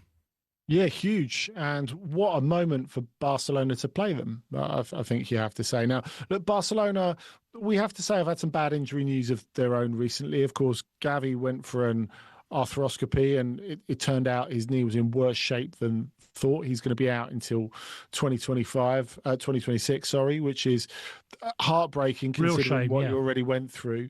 So they're a little bit stretched in one sense, but that they've played well so far. Not their absolute best. Marcus Rashford settling better, as we've seen, not just from those 2 goals taking the corners against Newcastle, but taking the corners as well as he did today, and in the week when they beat Real Oviedo as well. Taken their opportunity over the last week to go back on top of La Liga, and I think because we looked at the back end, and especially those thrilling semi-finals of the Champions League last season, and there are a lot of people who would have watched those and said, okay, well, hopefully this is the rivalry we're going to see in the Champions League for many years to come, PSG against Barcelona. Even though PSG are a little bit diminished with injury at the moment, they can still be competitive. And even though this is only a league stage game and not a knockout game, it's something that threatens to sort of light the blue touch paper in the Champions League, doesn't it? Because we want to see these two play again and again and again, and we hope we see them, if not in the final, at least in the back half of the competition. Yeah, and the winner plays Spurs in the final, as you know. Yeah, of course. Meanwhile, the team who have already been put to sleep, and I think that's the correct word, by Spurs in the Champions League, because I know you were by the game at the Tottenham Hotspur Stadium. They're at home now, where they're a much different prospect, and they play Juventus. Yeah, they do play Juventus, and look, Juve came back brilliantly in the first game. Of course, they were 4-2 down with time running out, 4-2 down going into injury time against Juventus and against Dortmund, and then came out with a 4-4 draw, which underlines that they've got punch off the bench, underlines that they're good at coming back, as they did, as we mentioned earlier, against Atalanta yesterday. So whether Juventus are really a threat for the competition, I think is doubtful. But we saw in the league stage last season their ability to come back, and that is still there from the early days of Thiago Motta. But that they also have the ability to excite us, which we haven't been able to say about Juventus for a long time. Now, look, I thought Villarreal looked quite toothless at the Tottenham Hotspur Stadium. But having said that, we're seeing Mikatadze settle better, as we talked about him before. It was an unbelievable assist for Mano Solomon in the week, and he started scoring as well. Nicolas Pepe is really back on his Lille form pre-Arsenal. He's looking so good this season. And you've got Alberto Melero as well, who scored the winner against Athletic this weekend. He's a really interesting replacement for Baena, having come over from Las Palmas. So, look, I think this is a game. It's not just about the names on the shirts, on the front of the shirts. It's about the names on the back of the shirts as well, with Kenan Yildiz being given the key to sort of run Juventus as well. I don't think either of these are a threat to actually win the competition, but one of them could go deep. I think they're really interesting, both of them. Atletico Madrid and Eintracht Frankfurt play each other in Madrid, both of them having been goal pigs this week. Yeah, it's fair to say, and it's remarkable to come into the weekend saying that the games involving these two teams contain 17 goals. Yummy. Yeah, I mean it's a far cry from the old days of Atletico. That's for sure. And with that feeling that the Virgil van Dijk goal might have really affected Atletico's season at the time. You know, that if they'd have got a draw from that game where they were absolutely being panelled in the early stages, it felt like it would have been an enormous boost. And they've had to sort of fight a rearguard reaction against the misery that sort of followed that, especially as they walked straight out of that Liverpool game and into conceding a last-minute equaliser on the island at Mallorca. So what they've done in the last week, Atletico, has been amazing. But we know that they can't really bolt the back door anymore. So whoever they pick, they're going to have to go for it. The atmosphere is going to be huge. And Eintracht Frankfurt, despite that very weird end to the game at Borussia Mönchengladbach this weekend, they are terrific to watch. And Andy, when Harry Kane, who we started the programme talking about, went to Bayern, he did so for the big nights, playing against the Barcelonas and the Paris Saint-Germains. He probably could not have imagined that he will be playing against Paphos in the Champions League. Lads' holiday is what dreams are made of, right? And I think as well, the fact that he should be able to match up against David Luiz, injury notwithstanding as well, will be quite exciting. I mean, you know, I never see fit to rule out David Luiz after he had that huge part in beating Bayern in a European final back in 2012 on a leg and a quarter, maybe. Remarkable that he got through that game and that he got Chelsea to their first Champions League. So really interesting to see him coming up against Bayern. And Paphos, seeing as they went down to 10 men away at Olympiacos in the first game, but still hold out. Look, it would not surprise me if Bayern go to work on them, because Bayern can go to work on anyone on their day. We talked about Kane before. Michael Olise is having a brilliant season so far. So many players with Bayern really performing well today. And they're serious about the Champions League. But Paphos' first game at home in the Champions League. And remember, of course, amazing. They knocked Crvena Zvezda, Red Star Belgrade, out of the playoff as well. So no mugs. Absolutely. Let me tell you the latest from America. The Ryder Cup has finished, and it's finished on a high for Europe. Because on the last hole of the last match, Rob McIntyre won the hole from Sam Burns to tie the actual match the two of them were playing, which means that in the end the final score is USA 13, Europe 15. So it's not as comfortable as it sounds or comfortable as it looked this morning. And the amazing thing is that the 12 singles, only Aberg won for Europe. Only one win in the singles, but they had such a start thanks to their sterling efforts over the previous 2 days, that Europe have got it across the line. So let me repeat that final score for you. USA 13, Europe 15. And remind you again that if you're mad for this and mad for the golf, tomorrow on The Breakfast Show, Jeff Stelling and Gabby Bonlahor will be joined by Lee Westwood, 7 times Ryder Cup winner, and major golf winner Danny Willett, as they'll be reacting, no doubt, with relief but cock-a-hoop as well, to Europe's retention of and winning of, on American soil, the Ryder Cup. And in one last thought on the Champions League, so we didn't get a chance to talk about it, and we mentioned Paphos, and they of course had Olympiacos in their first game. Olympiacos go to Arsenal. Arsenal seemingly, judging what they did at St James's this evening, seemingly in tremendous form.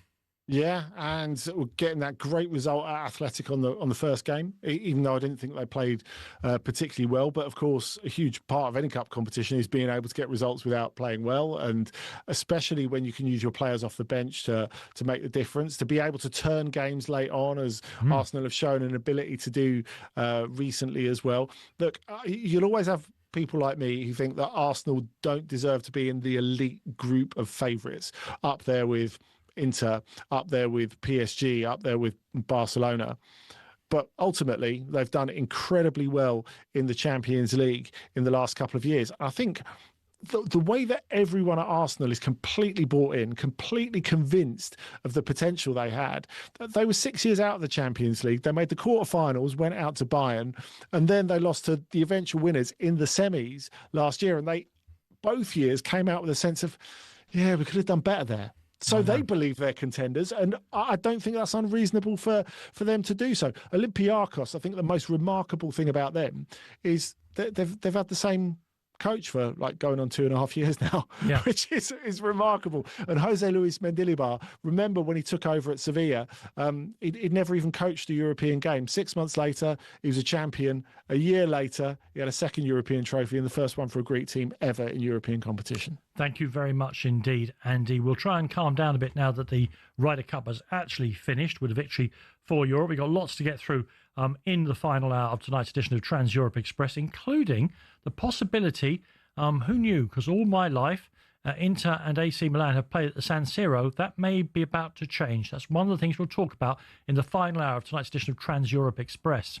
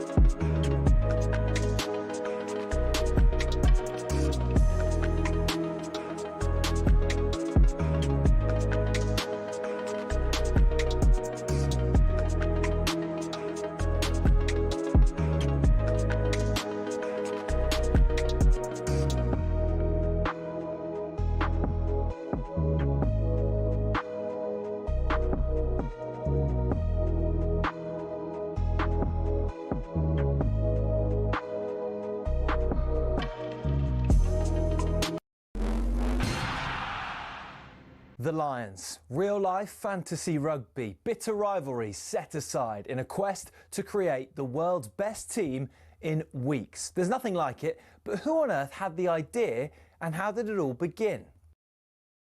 Incredibly, the first Lions tour was organised and funded by three men who played in England's first ever Test cricket match: opening bowler Alfred Shaw, opening batsman Arthur Shrewsbury and captain James Lillywhite. The 1888 Lions squad, then made up of 17 English, 4 Scots and 1 Welshman and a Northern Irishman, took a 46-day boat trip to New Zealand before heading to Australia. The Lions weren't alone on the boat. Also on board were 300 stoats and weasels who were brought over to eliminate New Zealand's rabbit problem. The first ever Lions captain, Robert Seddon, died of drowning midway through the tour while sculling on a river. Andrew Stoddart, who was another of the cricketers there, took over and was the star of the tour. The next one was the first to get official recognition from the RFU against the newly formed Springboks. Although the Lions won the series and beat the Boks again 5 years later, in the 12 series since in South Africa, they've only won 2. New Zealand has proved an even tougher hunting ground, just the 1 series win for the Lions in 11 attempts, which came in 1971. And then there was that nail-shredding drawn series in 2017, only the second in Lions history. Only once have the Lions clinched a series after losing the first test, 1989, when David Campese's infamous ghost pass was pounced upon by Ian Evans. Before World War II, the Lions had a dark blue strip, which on the 1930 tour forced the All Blacks to play in all white. So in 1950, the iconic red shirts, white shorts and blue and green socks combination was born. It remains the symbol of the greatest alliance of adversaries in all of sport. To borrow the phrase from Jim Telfer, the Lions is Everest.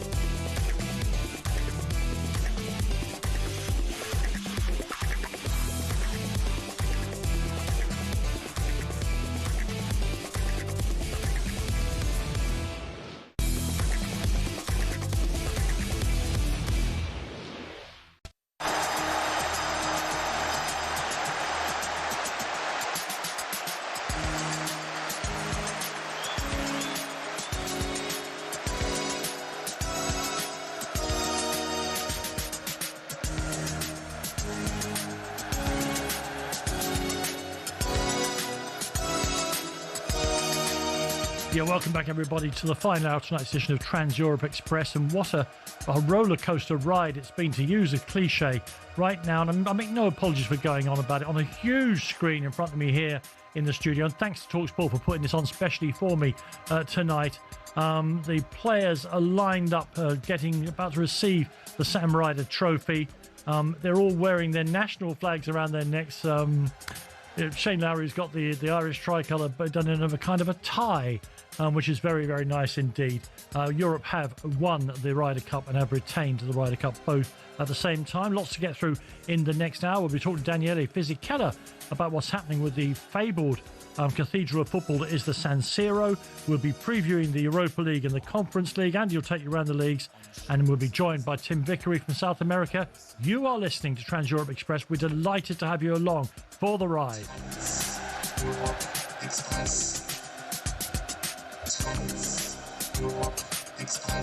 I wonder whether they should extend the United States to all the Americas to help their golf team try and beat Europe. Maybe some South American players could come in. Let's go now to South America and join Tim Vickery. Hi, Tim. Yeah, well, there aren't too many, although the original Ronaldo, I think, has taken it up on the links. I don't really follow it myself, but I do like very much the idea of the golfing lads get together and chanting Europe, Europe, Europe. That always brings a smile to my face. Yeah. The semi-finalists in both the Libertadores and the Copa Sudamericana have been decided. Tell us about them. Yes, on the Libertadores, which is by far the main event, it's the Champions League equivalent. And we were posing the question last week, is it going to be Brazil's year yet again? Or could it be Argentina's year? Because in the quarterfinals, we had 4 teams from Argentina and the guarantee of 1 semi-finalists, and we had 3 teams from Brazil. So how's this worked out? Obviously, we have 1 team from Argentina, Racing, who overcame compatriots Vélez. Racing's coach is a good figure, Gustavo Costas, because he's an absolute fanatical supporter of the club, just a fanatical supporter of the club. And he was a player when they won an international title in '88. He was a centre-back. And when he came back for this latest spell, he said, we're going to win more international titles because we haven't won any since '88. And he's taken them to a couple, and they're now in the semi-finals of the Libertadores, and he's just this mad, impassioned figure on the side. I don't like coaches celebrating goals, but with Costas, it is so absolutely genuine because you always get the feeling with him that he would rather be in the stands and on the touchline. He looks up at the banks of supporters there of Racing, and he thinks I'm one of them. But the other 2 Argentine sides fell to Brazilian opposition in contrasting styles. Estudiantes, President Juan Sebastian Verón, late of your parish, they pushed Flamengo all the way, and it went down to penalties. And Flamengo's Argentine goalkeeper, Rossi, came up big, and so Flamengo have got through on penalties, and they will face Racing. The other one, which was the one that everyone wanted to see, it was River Plate against Palmeiras. The first leg in Argentina, Palmeiras had just taken them to the cleaners for the first half. River had reorganised and pulled it back to 2-1. So how was the second leg going to play out? Well, River took off where they'd left off, and it was all level. Aggregate at scores at the interval were all level at 2-2. So which way is it going to go? But in the end, defending against the firepower that the Brazilians could put up was just too much. And part of that firepower is Argentine, a striker called Juan Manuel Flaco Lopez. Flaco is slang for thin. They stuck the knife in at the end and won 5-2 on aggregate. But Palmeiras will not face local rivals Sao Paulo, who had a mountain to climb after climbing the mountain to Quito the previous week and losing 2-0 there to LDU or Liga of Quito. But they did have Lucas Moura back for the second half. So, unleash Lucas Moura. Can the spirit of Amsterdam come on this man once more time? No, it couldn't. They lost home and away. They lost 3-0 on aggregate. So the semi-finals coming up later this month, we have Racing of Argentina against Flamengo of Brazil, Palmeiras of Brazil against Liga of Quito or LDU of Ecuador. The smart money, I fear, is on yet another all-Brazilian final. But then again, Flamengo and Palmeiras, they've got so much money. Their squads are worth more than 2.5 times the squads of anyone left. So no great surprises, I think, there, apart from Liga of Quito. Ecuador have been the big positive surprise in the Libertadores over recent years. Since we changed to the current format in 2017 of the thing taking up the whole year, all of the semi-finalists have been either from Brazil or Argentina, bar Peñarol of Uruguay, who were surprise semi-finalists last year, and 3 times now teams from Ecuador. Meanwhile, the Sudamericana, which is the Europa League equivalent, Ecuador has been winning it regularly, and they've got another team through to the last 4. The remarkable Independiente del Valle, which is a little club who exist to produce players. Moses Caicedo is the jewel in their crown, and they've produced on Pacho of Paris Saint-Germain. Most of the Ecuador national team have come up through the ranks of this team. They produce, they sell, they produce, they sell, and they have come through after 2 penalty shootouts. On the first time, they needed to force penalties. They needed a goal in the 10th minute of stoppage time to force penalties, and they got one. And in this round, they're up against a team from Colombia, Once Caldas. Remarkable 40-year-old striker, Dairo Moreno, who's recently been recalled to the Colombian national team. In Ecuador, he scored twice. Once Caldas came back with a 2-0 lead. So they're booked in for bed and breakfast. No, they're not. Independiente del Valle managed to win 2-0 away from home, force a penalty shootout, and come through that penalty shootout. They are up against opposition from Brazil, spearheaded by Hulk, now coached by Jorge Sampaoli, who's had some ups and downs in his career, Atlético Mineiro. The other semi-final, Lanús of Argentina against Universidad de Chile, not surprisingly, of Chile. So one of the big differences, I'm sure you've spotted it, the Sudamericana semi-finals, 4 countries, 4 teams from 4 different countries, which I suppose it's what it's there for. So plenty to look forward to in these semi-finals, which will take place second half of October. So, Tim, to take a step backwards and talk about the Libertadores and then take a huge leap forward and talk about the final, if we're assuming, and being very non-football romantic, that it is going to be Flamengo versus Palmeiras, which coach stands more to lose and more to gain by winning the title, do you think? Because, of course, they're at different ends in terms of experience in the Brazilian game. Yeah, we talked about in the Portuguese, Abel Ferreira, who coaches Palmeiras, and almost a consensus, he's coming to the end. You know what? He's only gone and reinvented himself again. He's formed just in the last few weeks. He's got a team now playing with 2 up front with Lopez, the Argentine, and Victor Roque, who went to Barcelona, who plainly didn't want him, loaned him to Betis, came back with a tail between his legs as the most expensive signing in Brazilian history. Took a long time to find his feet, but is now firing. So Abel has reinvented himself one more time. And on the story goes. Might it be the end even if he wins? And these 2 clubs are also, Flamengo and Palmeiras, they're also in contention for the Brazilian league title as well. So it's going to be remorseless, I think.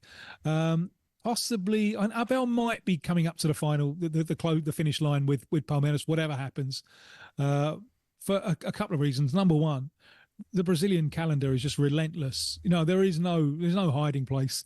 Number two, I'm sure he's got a huge market with big clubs all over Europe. So, you wonder how long he's going to want to do it. Felipe Luis just batted off interest from Fenerbahce in Turkey.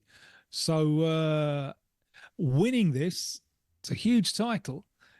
Depending on what happens, if they get a crack at Paris Saint-Germain in the Intercontinental at the end of the year, that is going to be a springboard for even bigger things for him. So at the moment, both are success stories. If one wins the Libertadores, the other wins the Brazilian Championship, equals. If one wins both, then the other may well be looking for newer pastures. Tim, I recently wrote a piece about the upcoming World Cup. I understand it's up for a Pulitzer Prize, which is very nice. Saying that it's ludicrous the amount of teams that are in the World Cup now. 1/4 of FIFA's entire membership qualifies for the World Cup. Why are South America trying to connive with that idiot Infantino to make it as 64 teams for the World Cup in 2030? Well, they've decided it's not nearly ludicrous enough. We want more ludicrousness. Now, all this has to do with the way that FIFA carved up hosting for the 2030 World Cup, because it's the centenary of the tournament, which started in Uruguay. So South America thought it would have it, for romantic reasons. We go back to where we started. Mm-hmm. However, FIFA decided Spain, Portugal, and Morocco. So what are we going to do about South America? I know. We'll give them 3 games. We'll give them 1 game in Argentina, 1 game in Paraguay, 1 game in Uruguay, just to keep them happy, just to give them a sop. I bet Argentina were thrilled with that, weren't they? Well, yeah, I mean, Uruguay maybe got stitched up more than anyone else because it had been their tournament in 1930. Yes. But Paraguay are building a new stadium that they don't need for 1 game. So once FIFA decided this, South America's thinking, how can we get more matches? How can we get more matches? How can we, otherwise, how can we get more matches to spread the investments we're going to have to make over more games and not do them all just for 1 match? I know. How about we propose for romantic reasons for this World Cup and this World Cup only celebrate 100 year? Yeah, indeed. You've seen right through that one, haven't you, Danny the K? How about, we have more teams and that would mean just by coincidence that we could have more games in South America. How about that one, Gianni? So far, this hasn't picked up much support, I think, around the rest of the world.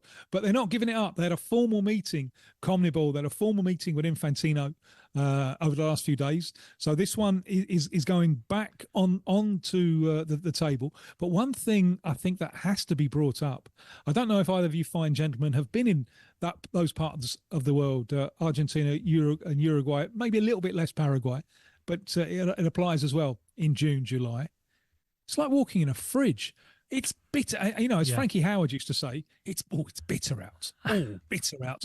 The difference in temperature, gentlemen, between June, July in Argentina, Uruguay, and sometimes Paraguay on the one hand, and Spain, Portugal, and Morocco on the other, that difference can be like 35 degrees. Wow.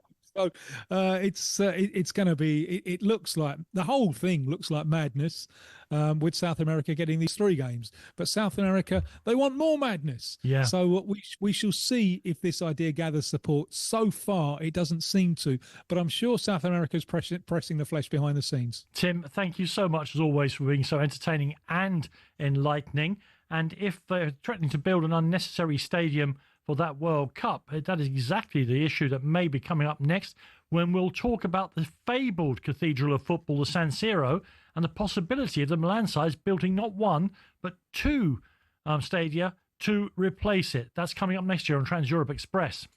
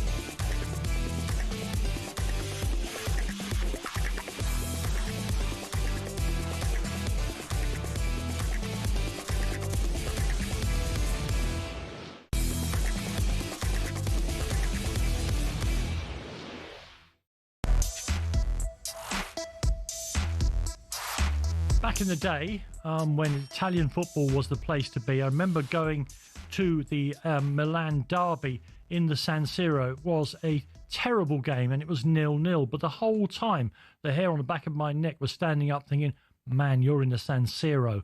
And the crowd was great. And the stadium, if old-fashioned, was brilliant because it's just, to use the cliche, it is one of the great cathedrals of football. Well, now its future is very much in doubt. And so is what Inter and AC are going to do about having their home ground or grounds, as we shall hear. And let's find out what exactly is going on here. We're joined by our great friend and sometimes co-host, Daniele Fisichella. Good evening, Daniele. Good evening, Danny. Good evening, Andy. What? Well, I'll let you come in off your long run-up. What exactly is going on here?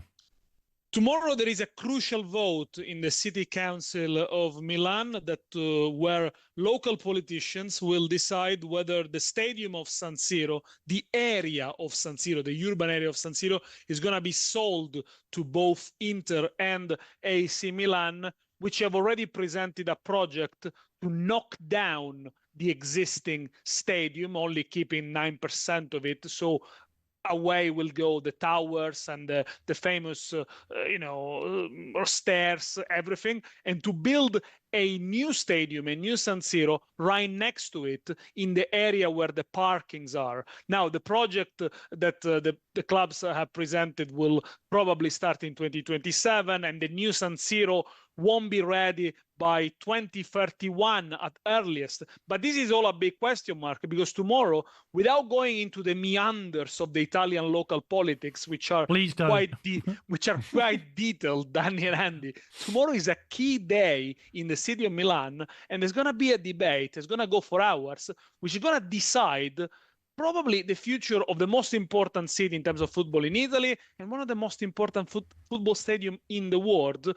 And this is after 7 years of debate and projects that have been presented, rescinded, redone. Now it's come basically down to the wire. Is tomorrow or nothing, because the two clubs, Inter and Milan, who are both owned by American owners, have said, if we can't build a new San Siro next to the existing stadium, we'll move away. We'll leave Milan and we'll build our own stadiums in the surrounding areas. So the city of Milan basically will not have the two football clubs playing in it. So, Daniele, the big dogs behind both clubs in the days building up to this weekend and building up to the decision, Scaroni and Marotta on either side, have been saying it's a doomsday scenario, really, if we don't get this over the line. What is the political justification for it not to happen, for the area not to be redeveloped? Because, of course, on one hand, I understand that you've got to protect the most famous stadium silhouette in world football. But on the other hand, it's clear that something needs to happen with it, because if you get inside, it is old and antiquated. And anyone who's been to the San Siro, great experience as it is, knows that. And also, anyone who listens to Italian rap music knows that the area San Siro needs investment. Absolutely. The area needs to be redone, to be redeveloped. There is a need for more green spaces in the area. And now I come into the stadium. Politically, the landscape is very split, because not only the clubs are in favor, but also the Italian FA. The mayor of Milan, Beppe Sala, who's an Inter fan, by the way, but he's hugely in favor for this. And some of his party, of the majority, the left-wing party in Milan, are in favor. But there are some reservations, and the reservations are linked to the fact that, of course, a symbol of Milan will be knocked down. A stadium that was built in 1926 will be knocked down and will be just, maybe become a museum. It's not still very clear. But the other reservations are linked to the environmental impact of building a new stadium in a very crowded area of the city. San Siro is surrounded by flats, is surrounded by houses. So building a new stadium, knocking down another one, will create pollution. And then there are more the financial aspects to it, because this proposed sale goes down to 197 million to both clubs. So the clubs will pay together 197 million. The city council will contribute 22 million to help knocking down the old structure. And now the question is, are they selling it too cheap? Because it comes down to 400 euros per square meter. Now, this in Milan is very cheap. okay, Yeah. in the area of Milan. So why is it being sold so cheap? And so the questions emerged: why is the decision being rushed in the space of very few weeks? Well, they had 7 years to talk about it, and they could find an agreement. But there are also other issues behind it. There is also an issue of transparency. The fact that these two clubs are owned by Americans and American funds raised the question: who's behind them? So probably the Italian authority wants to know more about it. But going down to the project of the new stadium is a project that doesn't convince everyone, because the new San Siro would be 71,000 capacity, so smaller than now, but 13,000 of those seats will be for hospitality, therefore for VIP fans. And the tickets will be extremely expensive in the entire stadium. Just to give you an idea, who are the two architects that should build that? Sir Norman Foster and David Manica. So the two that build the new Wembley. So you can have an idea of how it was going to be shaped. It's a project that altogether, with the requalification of the surrounding areas, will cost 1.25 billion of euros. So a huge investment that obviously some citizens in Milan and some associations are not totally convinced about. And now, having to decide in such a short period of time, some people are getting cold feet. Daniele, look, I went through all this when, in the space of a decade, Spurs and Arsenal built two gigantic stadiums less than 3 miles apart. Yep. You talk about the environmental impact on the San Siro area, but what is the environmental sense of building two giant football stadiums in the outskirts of Milan? Doesn't make any sense to me. The areas themselves will be far away from each other. One I is agree, but why would you build two stadiums when the clubs have played quite happily in one for the past 100 years? And believe me, some people think, and I am not among them, that actually Milan and the clubs need two separate stadiums in order to grow and to make their own business. The question that was raised in the city council of Milan is why the city of Liverpool, where the two clubs are close to each other, don't have just one stadium but two stadiums. And of course, it goes down to history. But at the moment, the fact that the San Siro is shared between the two clubs creates problems for the two clubs as well. And in the future, they will not be able to maximize the revenue. At the moment, Inter and Milan make around 35 million each year from San Siro. Is nothing compared to the elites, to the giants of European football. But most important of all, at the moment, the stadium of San Siro is not safe. UEFA gave Milan the Champions League final in 2027 only to revoke it last year and gave it to the Wanda Metropolitano because San Siro is not up to standard. At the moment, it cannot host Euro 2032, which Italy is going to host alongside Turkey. So it doesn't have the UEFA requirements. And to go back to your experience of San Siro, I've been there as late as last May.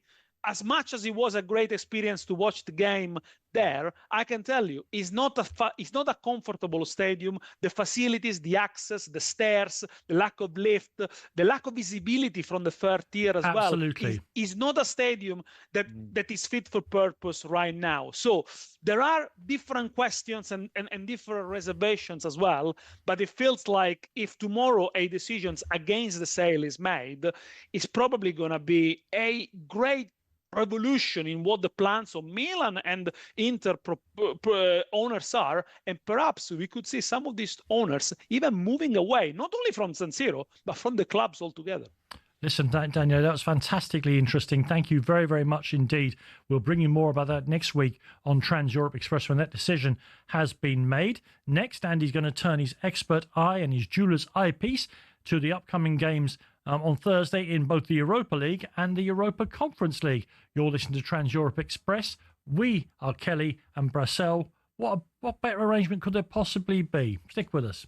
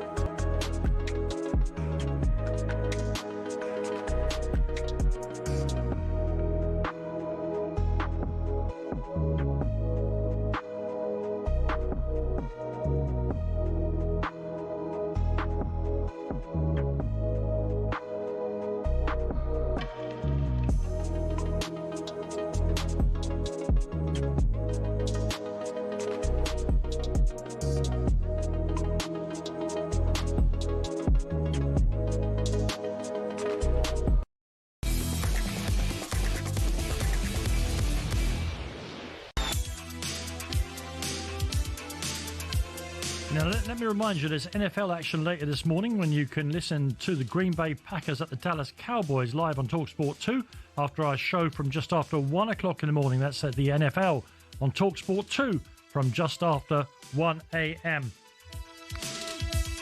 Andy, Conference League and the Europa League come again on Thursday. Let's start with the game I think has great historical relevance. Aston Villa play Feyenoord, which takes them back to Rotterdam, the scene of their triumph in the early 80s in the Champions League itself. Yeah, it does. So a huge night for Villa and a hugely emotional night for Villa fans of a certain age. And De Kuip is just one of the great venues, one of the atmospheric venues of European football at the best of times, and an incredible start to the season for them under Robin van Persie. A lot of people, including me, I must admit, thought it was maybe a bit too soon for him to get the Feyenoord job when he came over from Heerenveen last season, but they finished last season very well. And despite losing a couple of important players, including David Hansko, who went to Atletico Madrid, of course, their defender. They've started this season brilliantly. 7 games, and they've dropped 2 points so far, 19 out of 21 after today's win at Groningen. They've done a brilliant job, and I think you look at Feyenoord, they are ready for a big European night. And I saw Villa last Thursday in the flesh against Bologna. It was a game they could have won by a lot, and they also could have not won in the end. So despite having a huge spell of domination and momentum, and when you feel they got on top of Bologna physically, they were well on top, they didn't quite manage that. Now, win today, of course. So if you look at it realistically, they're 4 or 5 unbeaten now, which is a start. But Villa not quite where they should be, and Feyenoord feeling really good about themselves. Yeah, mention of Van Persie, the mischievous pixie, he says, didn't he used to play for Manchester United? Just a thought. I mean, another team with a stunning and proud European record, twice winners of the Champions League, is Nottingham Forest. Returning to Europe after some time away, they take on Midtjylland. Yeah, they do. And Midtjylland have had an up and down start to this season. But as we know, so have Forest. So Midtjylland we've seen both in the Europa League and in the Champions League in recent years, and they've given a pretty decent account of themselves. But Forest playing at the City Ground in Europe, I mean, come on, try not to be excited by that. If you're a Crystal Palace fan, I forgive you for not being excited by that, obviously. Yeah. But from the Forest perspective and the neutrals perspective, it's pretty exciting. Of course, they've got the coach who's the current holder of the competition, which is... What a story that would be, by the way, if he was to retain that. Yeah, it is. But I kind of feel that Forest, they've got kind of been helped out really by the fact that you're slightly limited in terms of squad for the Europa League, because it feels to me that they're almost back where they were at the start of when they got promoted to the top flight, where there are so many players you think, hang on, how are you going to pick your best 11 out of that? And a lot of was great about them last season, and of course, you know, they have lost Anthony Elanga. We realise that. A lot of what they were great at last season doesn't seem there at the moment. So it's similar to Villa. Look, these two are still the favourites for the competition. There's no doubt about it, but they just have to start playing like it. We should talk about 2 Ukrainian sides next, Andy, and not just because of your personal interest in that with your wonderful book about football in that part of the world, but to Dynamo Kiev. I mean, I dare say Crystal Palace will not be going to Kiev, but no, they will not. But Crystal Palace, the form they're in, considering that in the last 12 months they've lost Eze and Olise, Oliver Glasner is some kind of magician, actually. What a team they are. Yeah, and of course, he's a magician in Europe as well. He's a European title winner, which is huge with Eintracht Frankfurt. Yeah. You know, that's not given by any stretch of the imagination. So look, they're the favourites for this, and not just because they're a Premier League team in the Conference League. Dynamo Kiev, they've not been beaten for about a year and a half domestically. So that is something. Well, domestically in the Ukrainian Premier League. But having said that, they lost their star centre forward Venat, who went to Girona, and of course, I bet he's delighted with that decision. Yeah, and of course, until Christmas at least. And the other thing for them is the fact that, as you say, they won't be playing at home. They'll be playing in Poland, and they've been really awful in European competition over the last couple of years. And this is why Shakhtar will look at it and go, well, we are where we are. You know, we're in the Conference League as well, because Dinamo haven't been able to keep their side of the bargain in terms of keeping Ukraine going. You know, the coefficient points that they've banked Ukraine over the last couple of years, for obvious reasons, have been minimal. But Dynamo Kiev, despite being excellent domestically, haven't been able to contribute at all. So Shakhtar are in a competition going to Aberdeen on Thursday that they can also win. There's no doubt about that. They're the most Brazilian that they've been in a long time. Luka Morelos scored in their 4-0 win at Ruka Lviv this weekend, and they're top of the Ukrainian Premier League, having not won it last season. So they're going to an Aberdeen side who, to my knowledge, have still not scored in the Scottish Premiership this season. So they're not in a great place. Of course, Aberdeen is also a place replete with European history, so it should be fascinating. I'm really looking forward to going up for that one. Have you been to Pittodrie before? No, never. Okay. So I'm really looking forward to it. So you're extending your, unless you've been to Wick FC, you're extending your British northernness. Yes. But I dare say you've been to places like Boda and stuff like that. So it's not the furthest north you've watched football by any means. Not yet. Tottenham have been there twice in the last couple of months, and I've not been there yet. So, but some interesting home games for Boda Glimt. So who knows? Yes, absolutely. Let me just tell you then, if I may, what we've got for you on Thursday here on the talkSPORT network. The early kickoff, 6:15, is Dinamo Kiev against Crystal Palace. That's in the Conference League. That's over on talkSPORT 2. Then we've got 2 games for you, which have got 8 o'clock kickoffs. Here on talkSPORT, you can hear that historic return for Aston Villa to the city of Rotterdam for Feyenoord against Aston Villa. And then over on talkSPORT 2, Nottingham Forest returning to European football after a long time away as well. They take on Midtjylland in the Europa League. All those games are live here on the talkSPORT network, your home of live football. Just a couple more minutes, Andy, to look forward to. Well, we didn't quite finish looking at the English clubs in Europe, and Union Saint-Gilloise are one of the great stories in European football over the past, I guess, 5 or 6 years. And they're playing. Is it Newcastle they're playing? Yeah, they are. But they won't be playing them at home. They won't be playing at the Joseph Marion because, of course, they're not allowed to play UEFA club competition games there. It's too small. It's mainly terracing.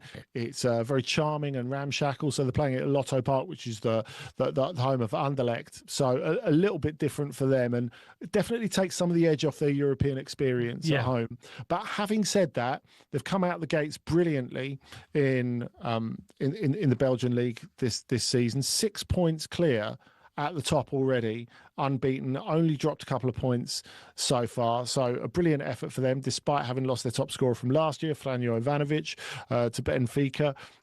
Look, they're serious, and we saw it on the opening day at PSV. They played very smartly. They didn't dominate the game, but they played very smartly and deserved their win. So Newcastle have got to be careful with this one.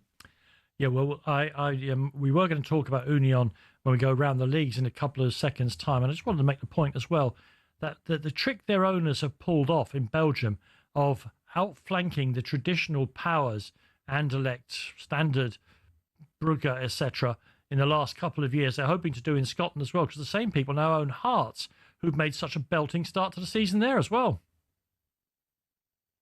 Yeah, they have, and it's really interesting to see how that's going to go over the next little while. Whether there's going to be an exchange of just intelligence, Danny, or actually of players as well. We'll wait and see, because of course we've seen when Brighton and Union were part of the same network, there was a lot of player movement in various directions there, and you look at Dennis Undav, Karim Matoma, players like that shining for Union and then going on to do what they've done in Europe since. So it'd be interesting to see if there is movement between Union and Hearts in the next little while. Yeah, rather more established duopoly to break in Scotland, but it's good to see somebody with a bit of ambition for the club, particularly after the agony Hearts fans went through over the years under the Romanovs. I don't mean the Russian royal family.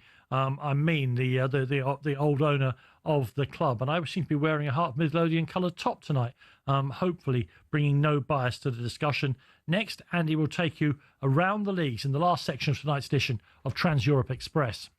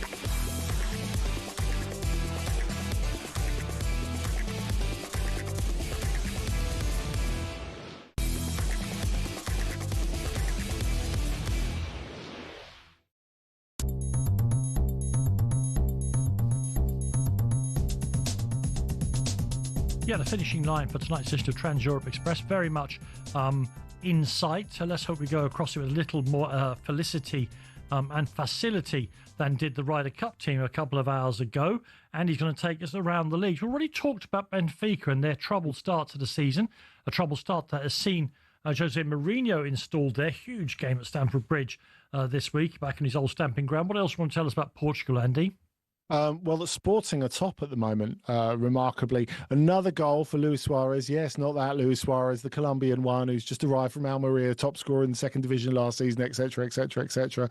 Goal for him early on in the mini derby. I keep saying mini derby tonight. Away at Estoril. It is a mini derby if you've ever been to Estoril.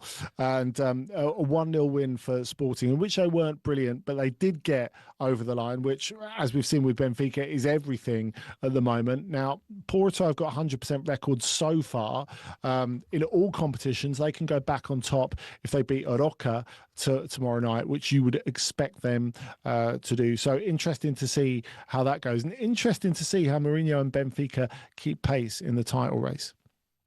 We talked as well about Galatasaray and the issues they may have because of they want to play attacking football, particularly against Liverpool in the Champions League, a game you can hear live on talkSPORT during the week. What else is happening in Turkey? Well, we had a 2-0 win for Fenerbahce today. They had to wait until the last 25 minutes to get that over the line. Talisca with a penalty for Domenico Tedesco's team, and one from Stefan Szymanski, who's just a brilliant player. Jose Mourinho used to talk about him all the time when he was in charge and say, this guy should be playing for a really big club. Again, another low-key dig at Turkish football, which he's got less low-key about since he's left, obviously. But that got them a 2-0 win over Antalyaspor, which keeps them just 6 points behind Galatasaray, as we said earlier, have been out the traps in great style. Interested to see what happens over the next little while with Besiktas. So they've got a game tomorrow night at Kocaelispor. They won in the week 4-0 away at Kayserispor, which was notable for Rafa Silva's hat-trick. What a brilliant player he is, by the way. Playmaker with pace, who I think in a different time would have done an absolutely brilliant job for a Premier League team. He's a real Premier League type of playmaker, a sort of A- version of Kevin De Bruyne, if you like. Wow. With more goals to him.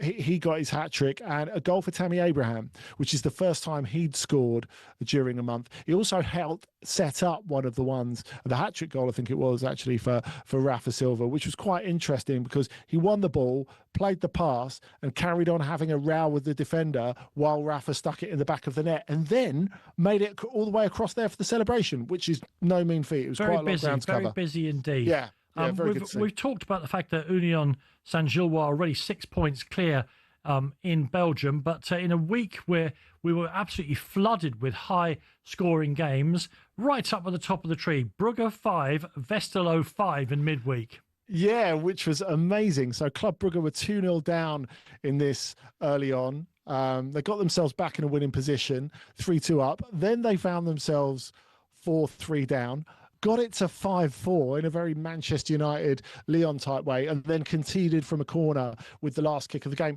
And this, I think, just underlined how good Union are, because Union played Westerlo this weekend, beat them 2-0, no problem. Yeah, straightforward, absolutely. Meanwhile, we've also talked about Feyenoord's fantastic start to the league to the Eredivisie in the Netherlands, 19 points from a possible 21. I mean, Ajax and PSV, unsurprisingly, are on their tail, but nobody is convinced by either side yet. No, they don't look great. And I think the interesting thing with PSV, who I still love to watch under Peter Bosz, by the way, and again, if you know the work of Peter Bosz, this might not surprise you, that they feel like they're going to concede a goal every time they haven't got the ball at the moment. They're 1-0 down at Excelsior yesterday. They came back and won 2-1. And they deserve to do so. It has to be said. Nick Veltman scoring a brilliant free kick in that to bring them back into the game. But Ajax are maybe even more worrying. Now, they really struggled over the line against NAC Breda, a game that, you know, they should be winning quite easily. Now, still unbeaten, but only 3 wins and 3 draws in those games. And Johnny Heitinger, who did such a good job behind the scenes at Liverpool last season, obviously getting quite a lot of pushback from the supporters. One comment that our good friend Alex Zonneveld pointed out to us online is that Ajax are playing the sort of pressing that I never hoped as a season ticket holder that they would play, depressing. Oh. Okay, Andy, thank you very much indeed for all of that. As I always ask you, because you are the busiest man in show business, the James Brown of football journalism, what is a week with 3 days of continental football coming up? What does it hold for you? We're here, you're going to Aberdeen. What else are you at? Chelsea on Tuesday night. I'm trying to talk myself out of doing Millwall on Wednesday night because I haven't been to Millwall for ages, but the devil will make work for idle hands to do and all that. Yeah, not many people are trying to talk themselves into going to the new Den, but I suppose you're one of those. But I think you're a South Londoner, aren't you? So I suppose I am. I suppose it's on your beat, and so therefore that's okay. It seems. And that takes us towards the end of tonight's edition of Trans Europe Express, an edition in which you've heard that by the skin of their knuckles, or whatever you call it, the skin of their teeth is the cliche, by their fingertips, Europe first retained the Ryder Cup and then went on to win this year's edition of the Ryder Cup by winning only one of the 12 singles matches that were played during the course of this afternoon. It was amazing. Our good friend Rupert Bell was brilliant, telling us all about it. Really, really close. Not so close was our poll, in which Lamine Yamal is your favourite to win the Ballon d'Or next year. Coming up next here on Trans Europe Express, on talkSPORT, is a programme of the best of talkSPORT. Why would you miss that?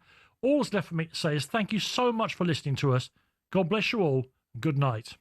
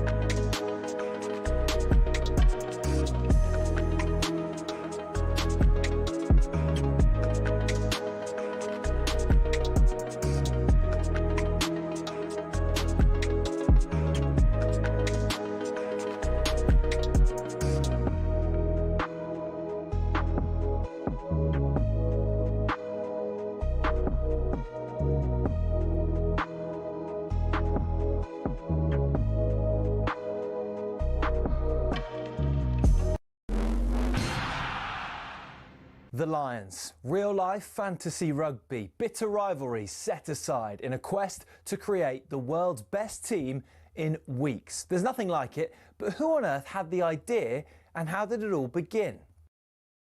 Incredibly, the first Lions tour was organised and funded by three men who played in England's first ever Test cricket match: opening bowler Alfred Shaw, opening batsman Arthur Shrewsbury and captain James Lillywhite. The 1888 Lions squad, then made up of 17 English, 4 Scots and 1 Welshman and a Northern Irishman, took a 46-day boat trip to New Zealand before heading to Australia. The Lions weren't alone on the boat. Also on board were 300 stoats and weasels, who were brought over to eliminate New Zealand's rabbit problem. The first ever Lions captain,